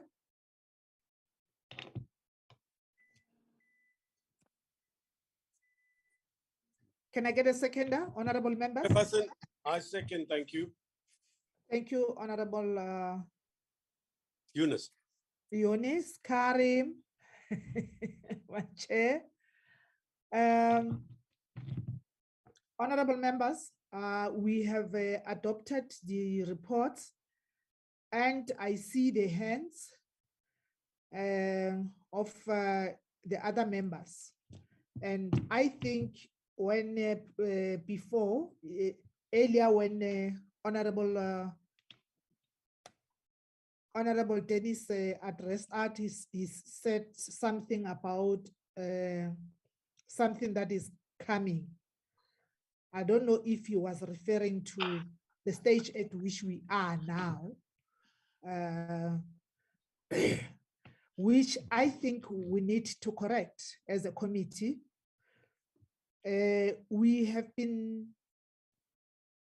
allowing individual members representing their parties to have a view on the report in as far as the reports are concerned. The report is, in as far as the report is concerned. But I just want to clarify something, honorable members, before I come to you. I think whatever members are going to say will be captured in the minutes of today. But if what you are saying represent the view of the political party and does not represent the view of the of the legislature is something else. It's of a province, it will be something else. Because today we are dealing with mandates of provinces, and will deal with the report, will be focusing on the views that have been finalized and engaged in our presence initially. It's us who briefed them as permanent members, the provinces. So other than that, we will not capture that. We, as I indicated earlier, that there's a lot of work that we're doing behind the scene in consultation, and we're being advised that seeing our reports, we have been accommodating views of political parties, but because this is a Section 76 bill, we cannot do that. We are not allowed to do that. We can do that on other bills, but not on this Section 76 bill. And I will allow members who have raised hands first before we finalize what I have just raised. I was just highlighting this matter, that as and when you speak, please just to be brief on what you are raising, so that we don't take much of your time again, but it's important. Honorable Dennis Ryder, Honorable Detroit, Honorable Eunice Karim. Thank you very much, Chair. Chair, I believe that we need to differentiate between the bill and the report. And I think that when it comes to voting on the report, I believe that political parties do have a say. That's my understanding. And whilst we've delivered the mandates on behalf of the provinces, the report is a separate matter. I think that I would obviously need to go and research that a little bit further. You have dropped a bit of a bombshell on us today, but I do think that there is a distinct differentiation between the bill itself and the report. So I'm therefore going to say that the Democratic Alliance would like to reserve its position on the report until such time as we've had an opportunity to consult further. Thank you, Chair. Can I hear Honorable Detroit? Thank you, Honorable Chair. Honorable Chair, the Freedom Front Plus also reserve our position on the report. Thank you. Okay. Honorable Mletsani? Thank you, Chair. As much as we have explained that this is about the provinces, but remember that as an individuals, we've got a view based on what the provinces are feeling about the bill. So my organization feels the same, that I'm reserving our opinion based on that. Okay.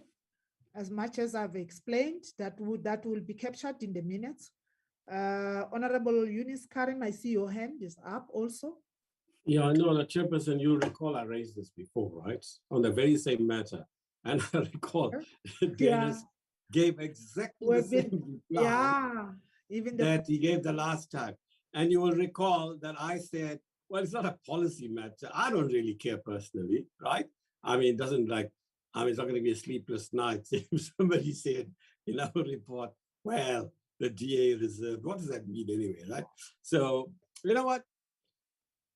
Let's not have endless discussion. There's a lawyer here. Ask him, right? Secondly, my understanding is that the party's chairperson, they raise their objections in the provinces. Thirdly, as I know it, right?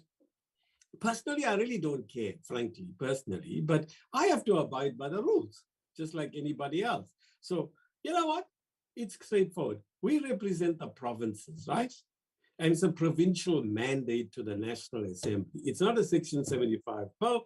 And when we debate, as I understand it, am I right, Mr. Njadu? What happens is it's the provinces that give the voting, right? On these bills. So it doesn't seem to be, it seems to me you're right, Chairperson. I raised it before and I don't know what are the outcome, right? But I did tell you, Chairperson, you will recall that Flindie Ginwala told us years and years ago, I think in my second term in this as a chair, I think, Frank, you might have been around then, that there is nothing wrong in a multi-party National Assembly for us to give some space to the opposition. We don't have minority reports. They don't kind of attach a whole report of maybe 3 pages. It's inserted in you have one report, but you know, Chairperson, recall I've been through this 5 or 6 times now since we were together in 2014. All that happens is the DA wants to observe the following. And they write 10 lines, 6 lines or something. We do that, but it's one report, it's not a minority report. But that's the NA, Chairperson. They're not representing the provinces per se. They have a provincial component in the National Assembly. So I am utterly convinced you are right. Well, unless I'm wrong all these years, which is possible, and Flindie Ginwala is wrong, and the Constitution, from what I can gather, needs to be clarified. The matter that's being raised here, Chairperson, raises broader issues. What is the role of a permanent delegate, irrespective of which party they come from, in representing the province they come from in the National Assembly? It may mean you have to amend the rules of parliament and or the Constitution and the relationship between provincial delegates and the national sphere. But I'll leave it to the experts. I don't think we should have like our own ideological, I'm just sharing my experiences. Before the expert. Yeah, let the experts been through it before, Mr. Before the expert will give us directive. Yeah, Chair, let me just say this following. Yeah, I think we need to emphasize our roles as permanent delegates, because that is strictly legislative. And we are carrying the interest of our provinces. So it cannot be that a permanent delegate, when after the province have pronounced its position, the delegates have a personal view on his political or her political party. Because it's very much correct that we are going to committees of legislatures and where we debate, and the committee is taking a decision that must be carried into the National Council of Provinces.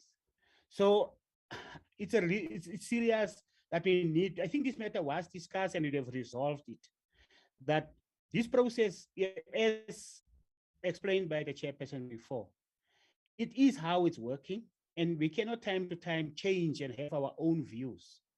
So, Chairperson, that is my point on this, and that I think this matter, we need really now to come to a point that we close it, because it cannot every time come up and we discuss over and over the same thing. Thank you very much, Chair. Chairperson, sorry, can I just raise one other point? You see, when Mr. Dryder says that I don't have a personal problem, I'm telling you this, honestly, but the rules are the rules. You know, when he says you separate the bill from the report, that's a question Frank should answer, really. Is that possible? Because the report is on the bill. But he may be right in that sense. You can't come with separate views on a bill. But you see, there's no other expression of your separate views except in a report. At the end of a bill, Chairperson, we don't say the DA reserves its views on this bill. The EFF, we don't say that. So the only way they can express their individual party concerns is in the report. The way he separates the report from the bill, hey, I'm no lawyer, but man, I'm 28 years in this parliament, right? Frank, I think it's high time. And I chaired provincial affairs and constitutional, and I chaired justice for my sins. It's high time some university, by the way. Frank, you should nominate me somebody to give me a doctorate in law, right? Because I learned so much from you guys and the constitutional lawyers in justice and all. But finally, Chairperson, how come Mr. Njadu, Comrade Njadu, never raises, I'm from the Western Cape. Can you please note that the ANC reserves its right on this bill, which will cause total confusion, because now the ANC in the Western Cape is reserving its judgment. What they say, reserving their opinion or reserving their, I don't know what the word is, I've forgotten. And now when somebody needs to think, what's wrong with this guy? Let's fire him from the ANC. He's reserving a bill that his majority party agrees on. So why does Dennis want to make our life? Are we still on topic? What? Okay. Yeah, we are still on the topic, Honorable Ryder, don't worry. Sometimes Okay. we need characters of Honorable Karim, his sense of humor, just to loosen up, because we are dealing with very serious issues. So if we allow us Point of order, Chairperson, expect a lawyer's letter about calling me a character. I know you have served me already with a letter, you and someone else. I will not say it here. Before I allow you, honorable members, please allow me to I see your hands. Allow me to invite Honorable, Advocate Jenkins to come into the space. And even before Honorable Jenkins, Lubabalo, do you want to say something on the matter?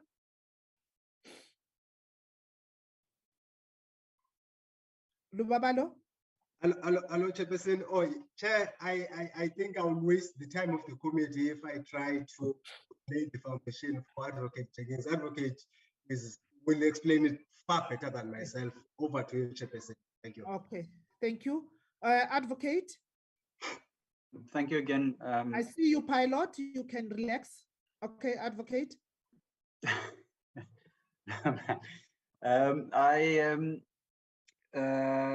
Ma'am, the procedure in the House, as members are aware, is that the report and the bill gets adopted separately.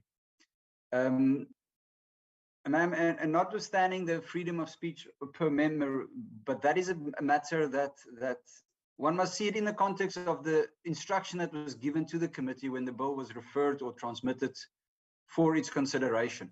And that needs to be done within the confines of the Constitution, and as well as that we saw today, other legislation like the Mandates Act. And the report needs to speak to that. And it leaves a footprint, it leaves a precedent. So ma'am, as we did before, I think it was last year in the Select Committee on Finance, and Mr. Honorable Karim referred to that, is that minutes can capture it, but the report needs to be specific, because the report, ma'am, those reports do end up sometimes in court. They get challenged in court for various reasons. So therefore, and from an administrative point of view, we look at compliance quite a bit, and we try to allow as much, not allow as much, but there is a vetting process. The reports go through the National Assembly table, in the NA, in this case where we are tonight, to the NCOP. So there are these kind of checks and balances so that the reports do reflect exactly what happened with the legislation, and then complies with how legislation should be adopted in terms of the Constitution. And it's for that reason, when it comes to 76 legislation, ma'am, the process is that provinces must give mandates, and a report that contains a political view will not damage that, ma'am, but it's certainly not meant to be in there. It won't be an illegality, but it doesn't belong there, ma'am. It was sent to the NCOP to send on to provinces and to get mandates, and then to move from there back to either back to the NA or to be sent to the president for consent. So if there are no amendments made to this bill, ma'am, a political party has the opportunity, and there has the right for an opportunity to say what it wants. But the report and the bill is really sort of a Siamese twin in a way. They do go together, because we need to make sure that the report reflects what the committee has done, and that the report reflects how the bill was approved through the committee, which mandates were read, etc., etc. So our view, I would say from administration side, and I'm talking a little bit beyond my pay grade here, I'm talking more with the NCOP procedures, is that it's not for political parties at this point to raise objections from that perspective. There are avenues for that, ma'am.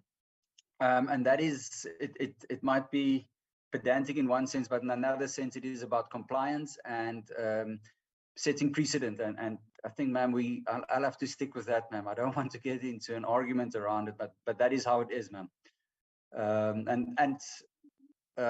Legally compliant is what it is at that point in time.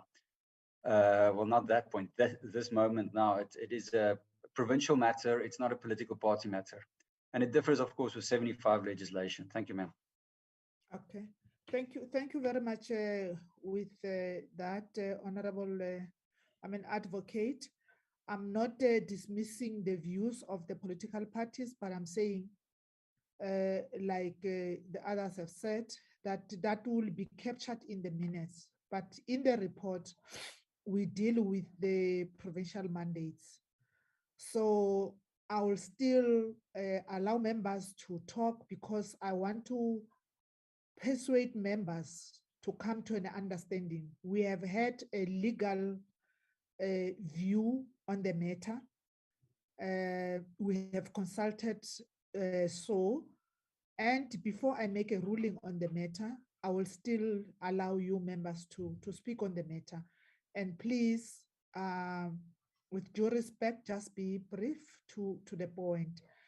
Honorable Ocamp, Honorable Detroit, and then Honorable Ryder, and Linda Tumlesan. And then Honorable Karim's hands also is up. Thank you, Honorable Chairperson. Honorable Chairperson, I heard what everybody said. The bottom line here is that the bill gets adopted or you get a mandate from your province on the bill. This report does not serve in front of those legislatures. This is a report of the select committee. So with regards to the bill, yeah, there we get a mandate. And you've got to follow the mandate. And if the majority of the provinces vote in favor of it in a 76 bill, then it is adopted. But with regards to the report, we as political parties, individual political parties, must have the right to give their inputs on the report. This report did not serve in front of any of these legislatures, and they cannot adopt this report. So the committee or the institution that must adopt this report is this select committee. And therefore, political parties are represented not only by provinces, but as parties as well on this select committee. And therefore, we must have the right on the report itself to give our opinion. And in this instance, the DA, the EFF, as well as the Freedom Front Plus said that they reserve the right on this report. When it is, if we are not going to do that, we will not have the opportunity to go back to our people and discuss this with them. Still, it remains on the point of the report, not on the bill. And Honorable has said that from the beginning, with regards to the report, we are reserving our position. So allow not, or whether people think it's on 76 bills, it should not happen. I am firmly of the opinion that it should happen. Otherwise, why are we even going through the report if we already know the provinces adopt the bill or gave mandate for the bill? Must be able to discuss the report and must be able to give our opinions as political parties on that. Thank you, Honorable Chairperson. Thank you, Honorable Ocamp. Honorable Detroit, can you lower your hand, please, Honorable Ocamp? Thank you, Honorable Chair. Honorable Chair, I agreed with what Honorable Ocamp said and with what Honorable Ryder initially said. We as political parties need to have the freedom to express ourselves on the bill, on the report that was compiled. And if the committee and this committee doesn't want to allow us to reserve our position, then I'm going to outright say that I do not support the report. And if you want to bully me into something, I need legislation, black on white, that stipulates that we are not allowed to take a political position with regards to the report. Then I'll have to recuse myself. So on that, Chair, I'm ending and I'm stressing the fact that the Freedom Front Plus does not support this report or this bill for that matter, and I will be leaving the meeting. And if we could be provided from the legal representative with actual factual documentation stating that we cannot take a political view on this, it would be appreciated. Thank you, Chair. Please excuse. Honorable Detroit, I think we are not there yet. And I don't think we need to get to that stage where you walk out and we use those kind of ways to say you are being bullied. I'm one person that will not bully you. and all the speakers, maybe coming from the ANC that have spoken, they don't intend to bully you. Honorable Chair, with the greatest respect, if you know what your position was on this, on the report itself, and the fact that you would take in the stance that you have taken in refusing us the opportunity to reserve our position on the report beforehand. Why were we not informed of that before this meeting started? That's why I say we're being bullied, we're being used to push something through. Obviously, the reports, if I may continue, Chair. Can I call an order, Honorable Dutoit? Okay, thank you, Chair. We will not see eye to eye on this. I will be. Yes, we don't have to see eye to eye, but I need to be respected as an individual, but also as a chairperson of this committee. I have given you an opportunity to speak. I listened to you. And when I speak, I expect the same from you. I think I've earned respect. I've worked for respect. So if you think we knew before, that is something else. There's an order that is being called. Yeah, by, I'd also like to raise a point of order, Chairperson. Yes, Not a Chair. policy. Yes, Chair. I think it I'll not is. allow that. It is a serious point of order, Chair.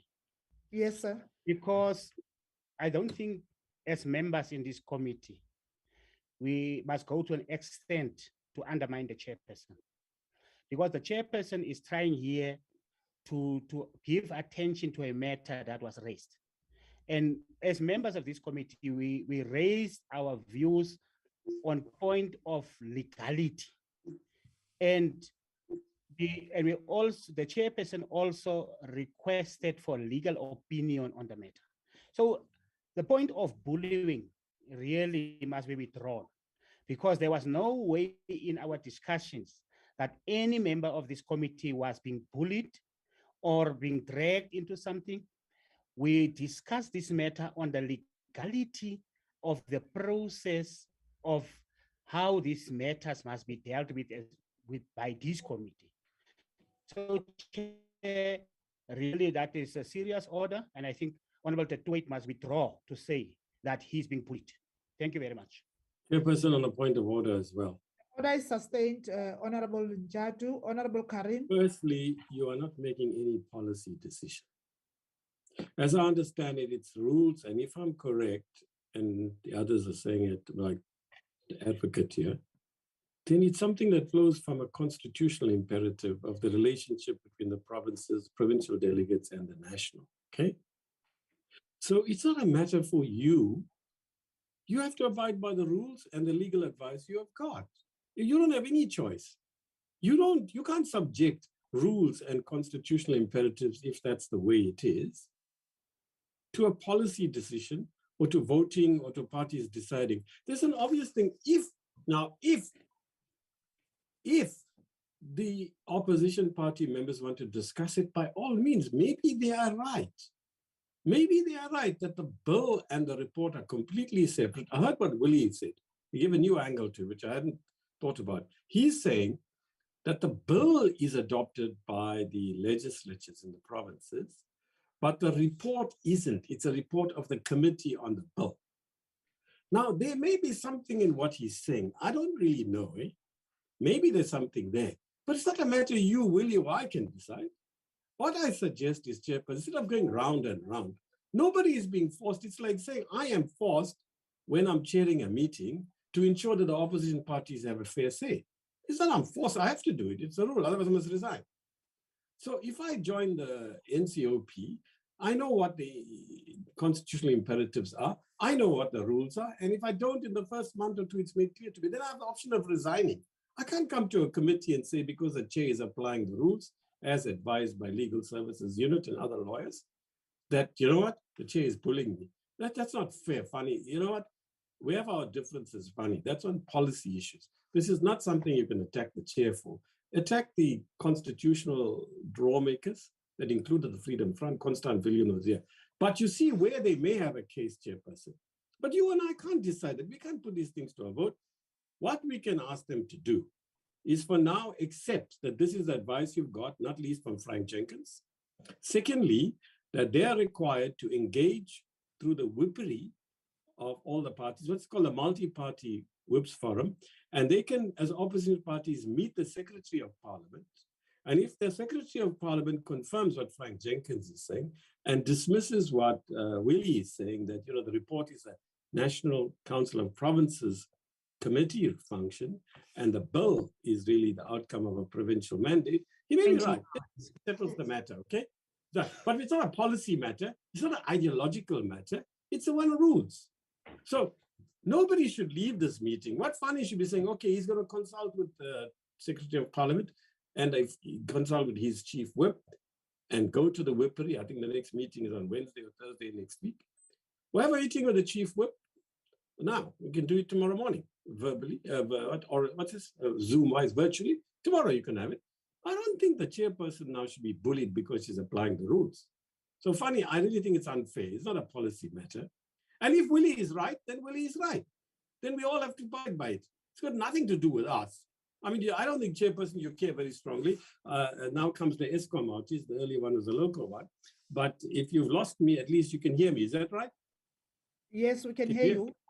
Okay, so I'll switch up a bit. So, chairperson, can we just say this is a rules matter? If your advice is wrong from Frank Jenkins, then let them settle it offline and we will do what the rules say. Why are we having this debate? Why are we asking people their views on rules? Since when have we done that, chairperson?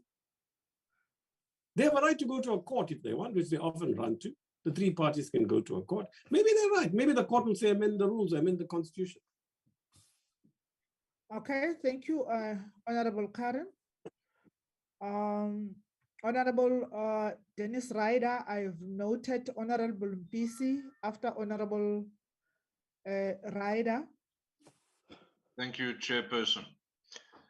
Chair, yes, I'm not sure why when Willie says that it's different from when I say it, but absolutely noted. And I'll go back to the point that the bill and the report are two very separate issues. And sometimes it really hurts me to have to deliver the mandate of my province that goes against my own personal views, but I do so happily. And I know Mr. Njadu has the same problem from time to time. Unfortunately, that's our job. But there's an important fact that we're missing. This is a report of the committee. If one considers the structure of the committee, it is very carefully put together, and the entire NCOP. So the representatives from Gauteng come from Gauteng representing their different parties. The representatives to this committee are carefully constructed to show a representative balance in terms of party representation. And that is why we have representatives from 4 of the 5 parties that are in the NCOP that sit on this committee.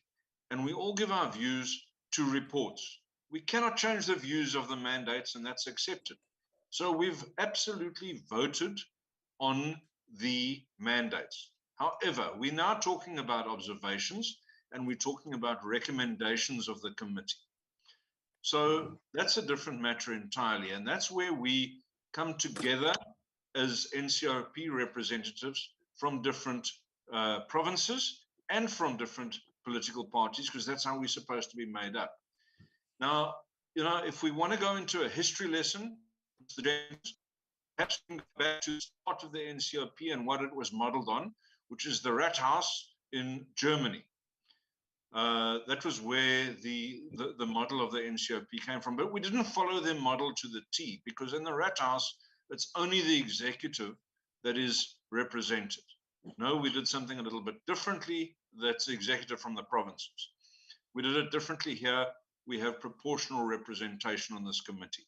And as such, we have proportional representation where we can give different conflicting opinions on the reports, the observations, and the recommendations in a report of this committee, not of the provinces, of this committee. That's who owns that report. No one else owns that report, we do. So the point is quite clear that this is a committee report. We have different positions. We would like it noted in the report that we have reserved our position. And Mr. Jenkins made the point quite strongly that precedent is something that we need to fall back upon. And the precedent is that in all previous instances, our objections have been noted or our reservations have been noted in the reports. As such, I think without proper notice, I think we can expect the same. That's a reasonable expectation. And otherwise, what would be the point of Mr. Du Toit and Mr. Moletsani to appear on this committee? Because frankly, they would be needing to toe the line of the provinces, and they unfortunately don't have a province with a voice of their respective political parties. It would make it a mockery. That's not what the NCOP was designed for. That's not what our constitution talks about when it talks about proportional representation. So, Chair, I'm strongly of the opinion that I'm right. And the issue is that wherever you ask for, or if you sit 7 lawyers around a table and ask for legal opinions, you will have 8 different opinions. So the point is that we need to stick to certainly precedent. And if there is a change, absolutely, it should be argued through the whippery, but it can't be changed and then argued retrospectively. Let's do it through the whippery in the correct manner. Thank you, Chairperson. I'm done. So, Honorable Ryder, you spoke of 7 lawyers. You are the 8th, the way you presented your conclusion. No, don't disturb me. I have noted Honorable Mpisi. I No. see Honorable Chairperson. I acknowledge that you can speak. I'm giving you an opportunity to speak. Ntate Moletsane, before Mpisi. Okay. Ntate Moletsane, are you Muted. covered? Yes, thank you, Chair. I was muted. Sorry for that. On your, when you started, you were very clear on that, Chairperson, to say that we are going to look into this and then it will be minuted. Every year at this time, we are always discussing this matter. And we will always say that is going to be resolved so that we know we must have a clear direction about it. It's not about the bill, it's not about the report that comes from the provinces. But for future references, this must be clear because somebody, I won't be here, somebody will be here. Somebody will be interpreting that the EFF presented to say that they are aligning themselves with this. So the report can remain, but at least the minutes must reflect the position of the EFF as an organization today that, okay, the report, it says that they are adopting the report, but it was the minutes must reflect that to say that, but the person who was presenting this in the committee on behalf of his organization, he's not supporting that. So let it be that separated like that, that at least the minutes must reflect that. The report will say that what the provinces are saying. Thank you, Chairperson. I'm comfortable with what you're saying, but before I get into the details, I think that's what I said, that the views of the political parties or from the individual members will be captured in the minutes, but the report will capture what we have received. Honorable BC.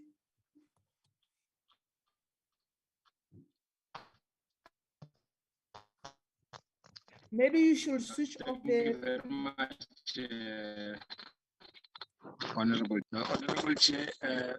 The issue that I want to raise, Chair, is a concern, and I think Honorable Moletsane has just raised it now.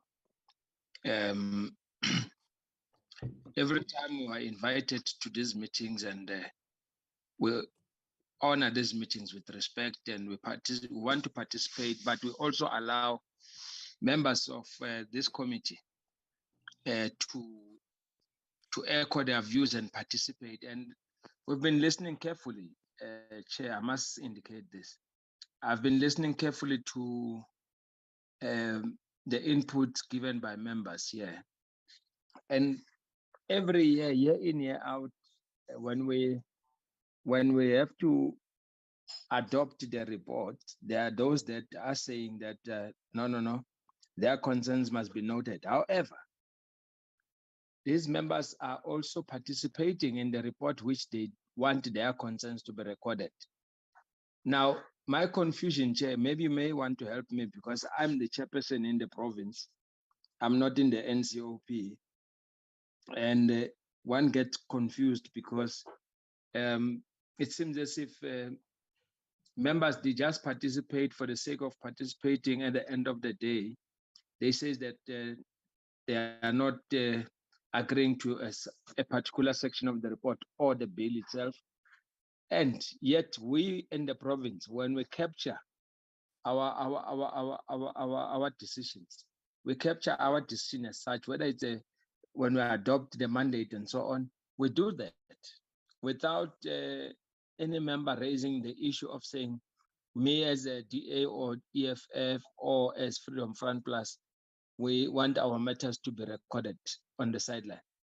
And I'm saying this with due respect because as a matter of principle, if you participate in a report and you give reasons in the participation or in the body of the report, then your issues that you raise are captured in the body of the report as your contribution to the report. Why should we have now a separate decisions on the minutes, yet the chair would have summarized the particular issue based on the discussions that we have had earlier? I think it's a concern that I think we must raise. Maybe honorable members may want to help me to understand that. But I find it very odd, Chair, honestly speaking, because we want to respect the National Council of Provinces and its task and its responsibilities. We know that there is power struggle. There's power struggle in saying that parties must maintain their positions and so on, which is well and good. But what frustrates me more is that, for example, in our case, when we give Member Ryder our mandate as a province, he carries that mandate into the discussion, but at the end of the day, he says he reserves his rights as a DA, and we don't understand that. You see, so it is a problem that I think going forward we need to look at, because that worries us as provinces, and I'm talking to many different chairpersons of provinces, and I can tell you that we are worried. That's why you find that some provinces, they even hate to participate because they come here, they listen. Not fair, Chair. Point of order. No, you can't change what I said like that, Chair. No. I respected you to speak on Ryder, what is the point of order? Just hold Chair, on. I made it quite clear that I was very happy to carry the mandate of the province when it's given. That's what I've said. That's what he said. That's what he said, Honorable Ryder. So I don't understand what. Allow Honorable Mpisi to continue. So these are the issues, Chair, that I think also tolerance sometimes is very important.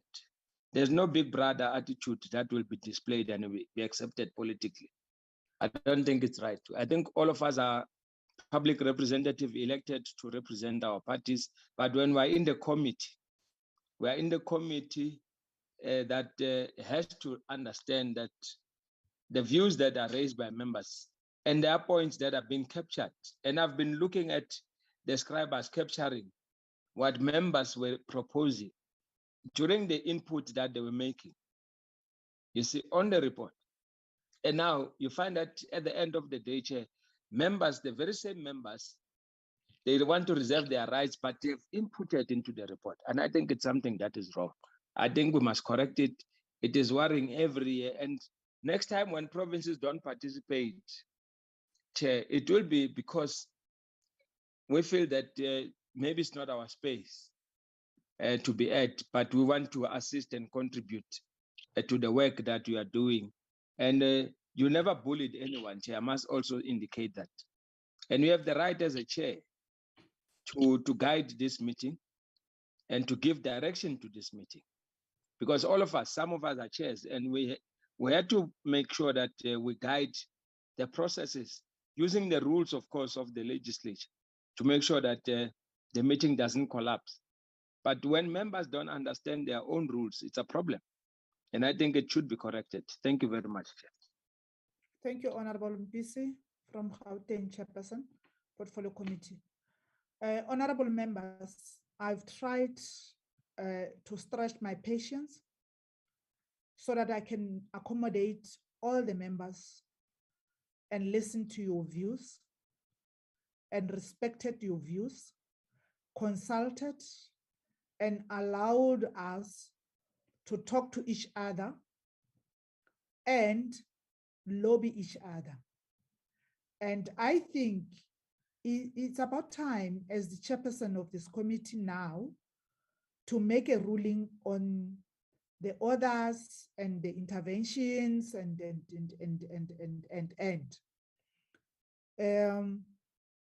Honorable members, with due respect, can you please lower your hands? Because I think we have spent enough time on the matter, and it's not for the first time that we spent the matter. I mean, we discussed the matter.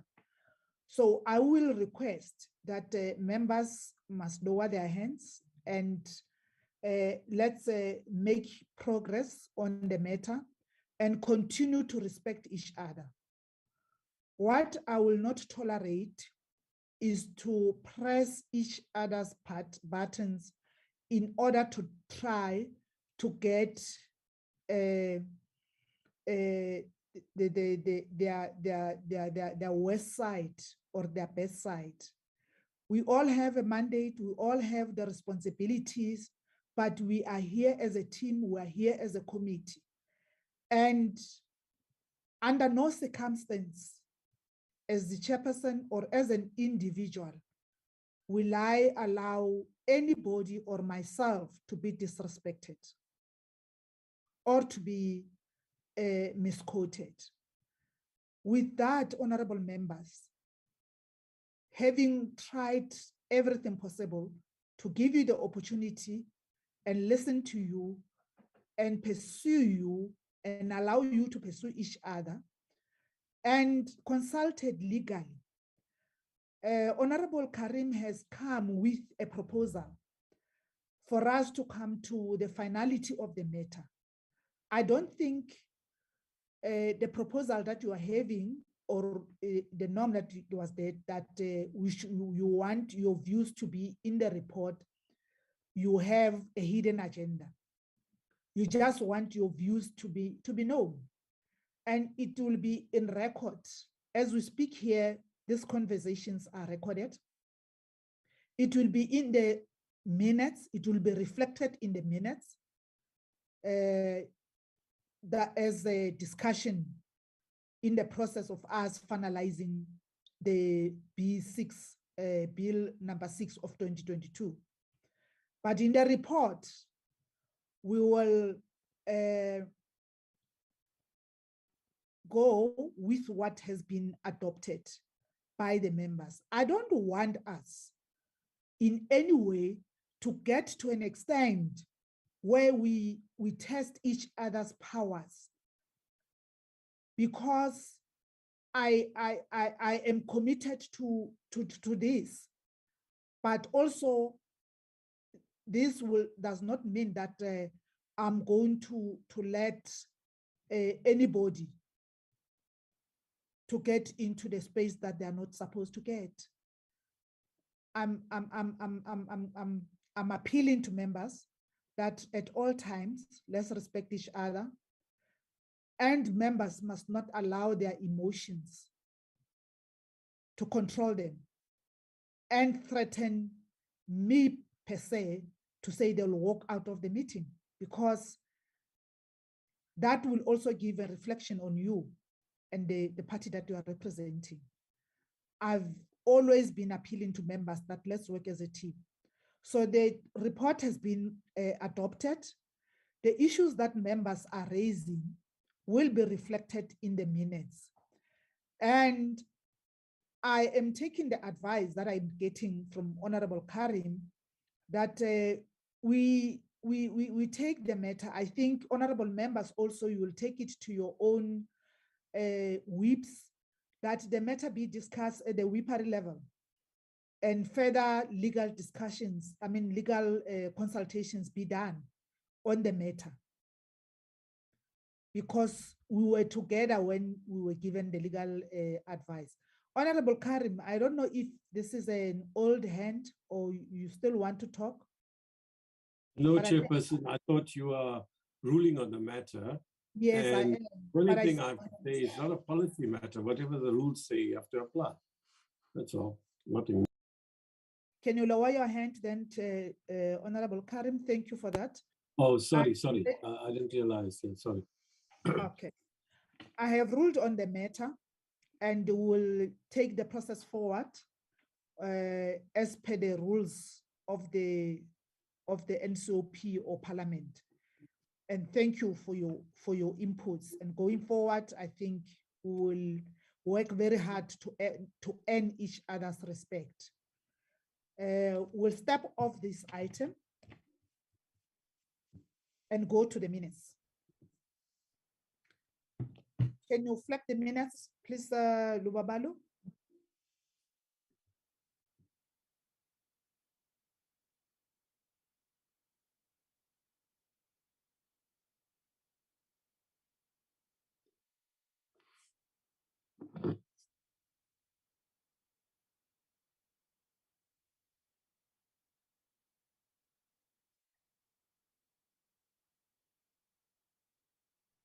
Are they visible, Chair?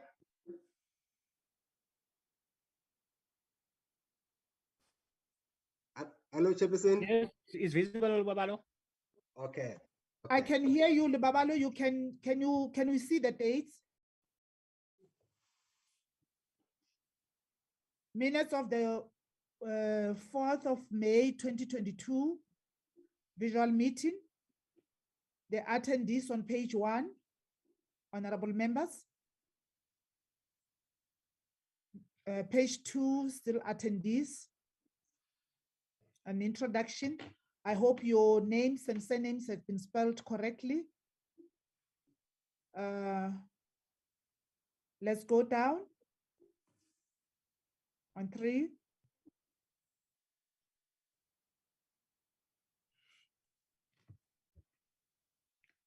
Let's go to page 4.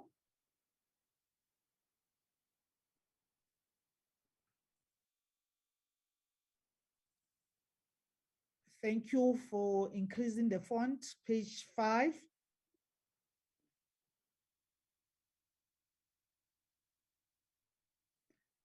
Let's go to page 6.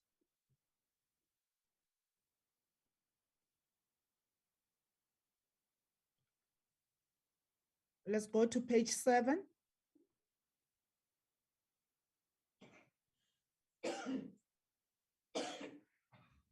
Let's go to page 8.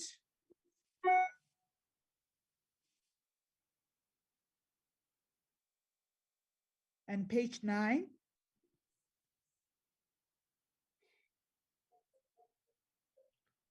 Minutes of the 4th. Page 10.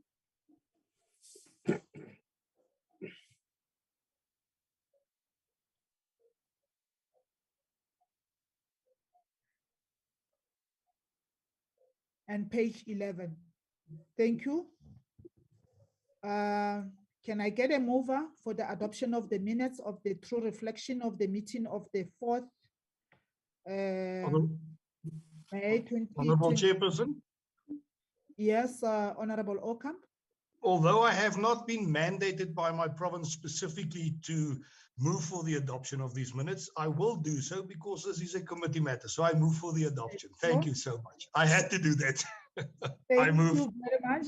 Thank you very much. I like the spirit. Thank you.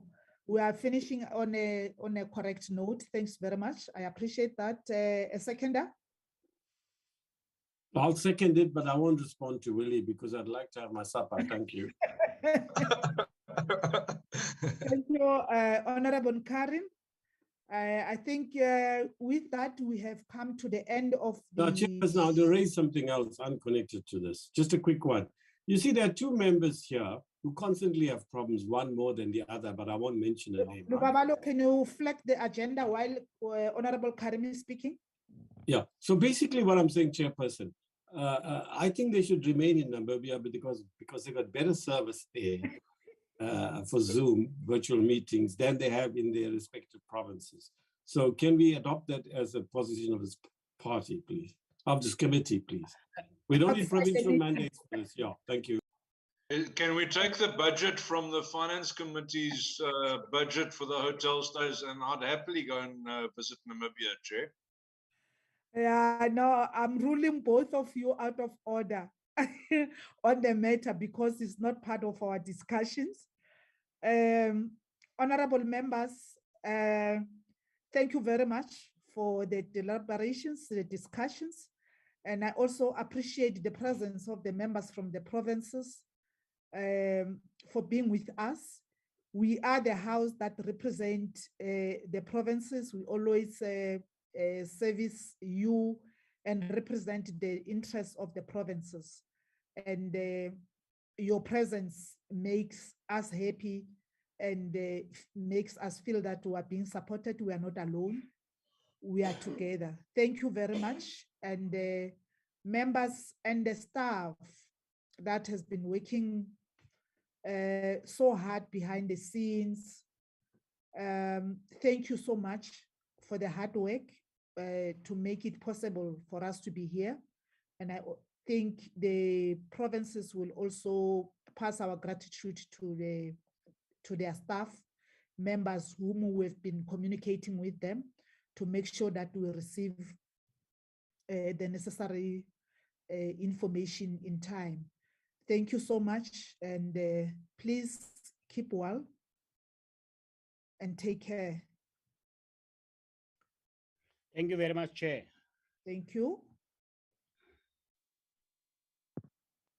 Thank you, Chairperson. Thank you. Keep well, everybody. Thank you. Bye-bye. Sure, busy. Sure, Comrade Joe.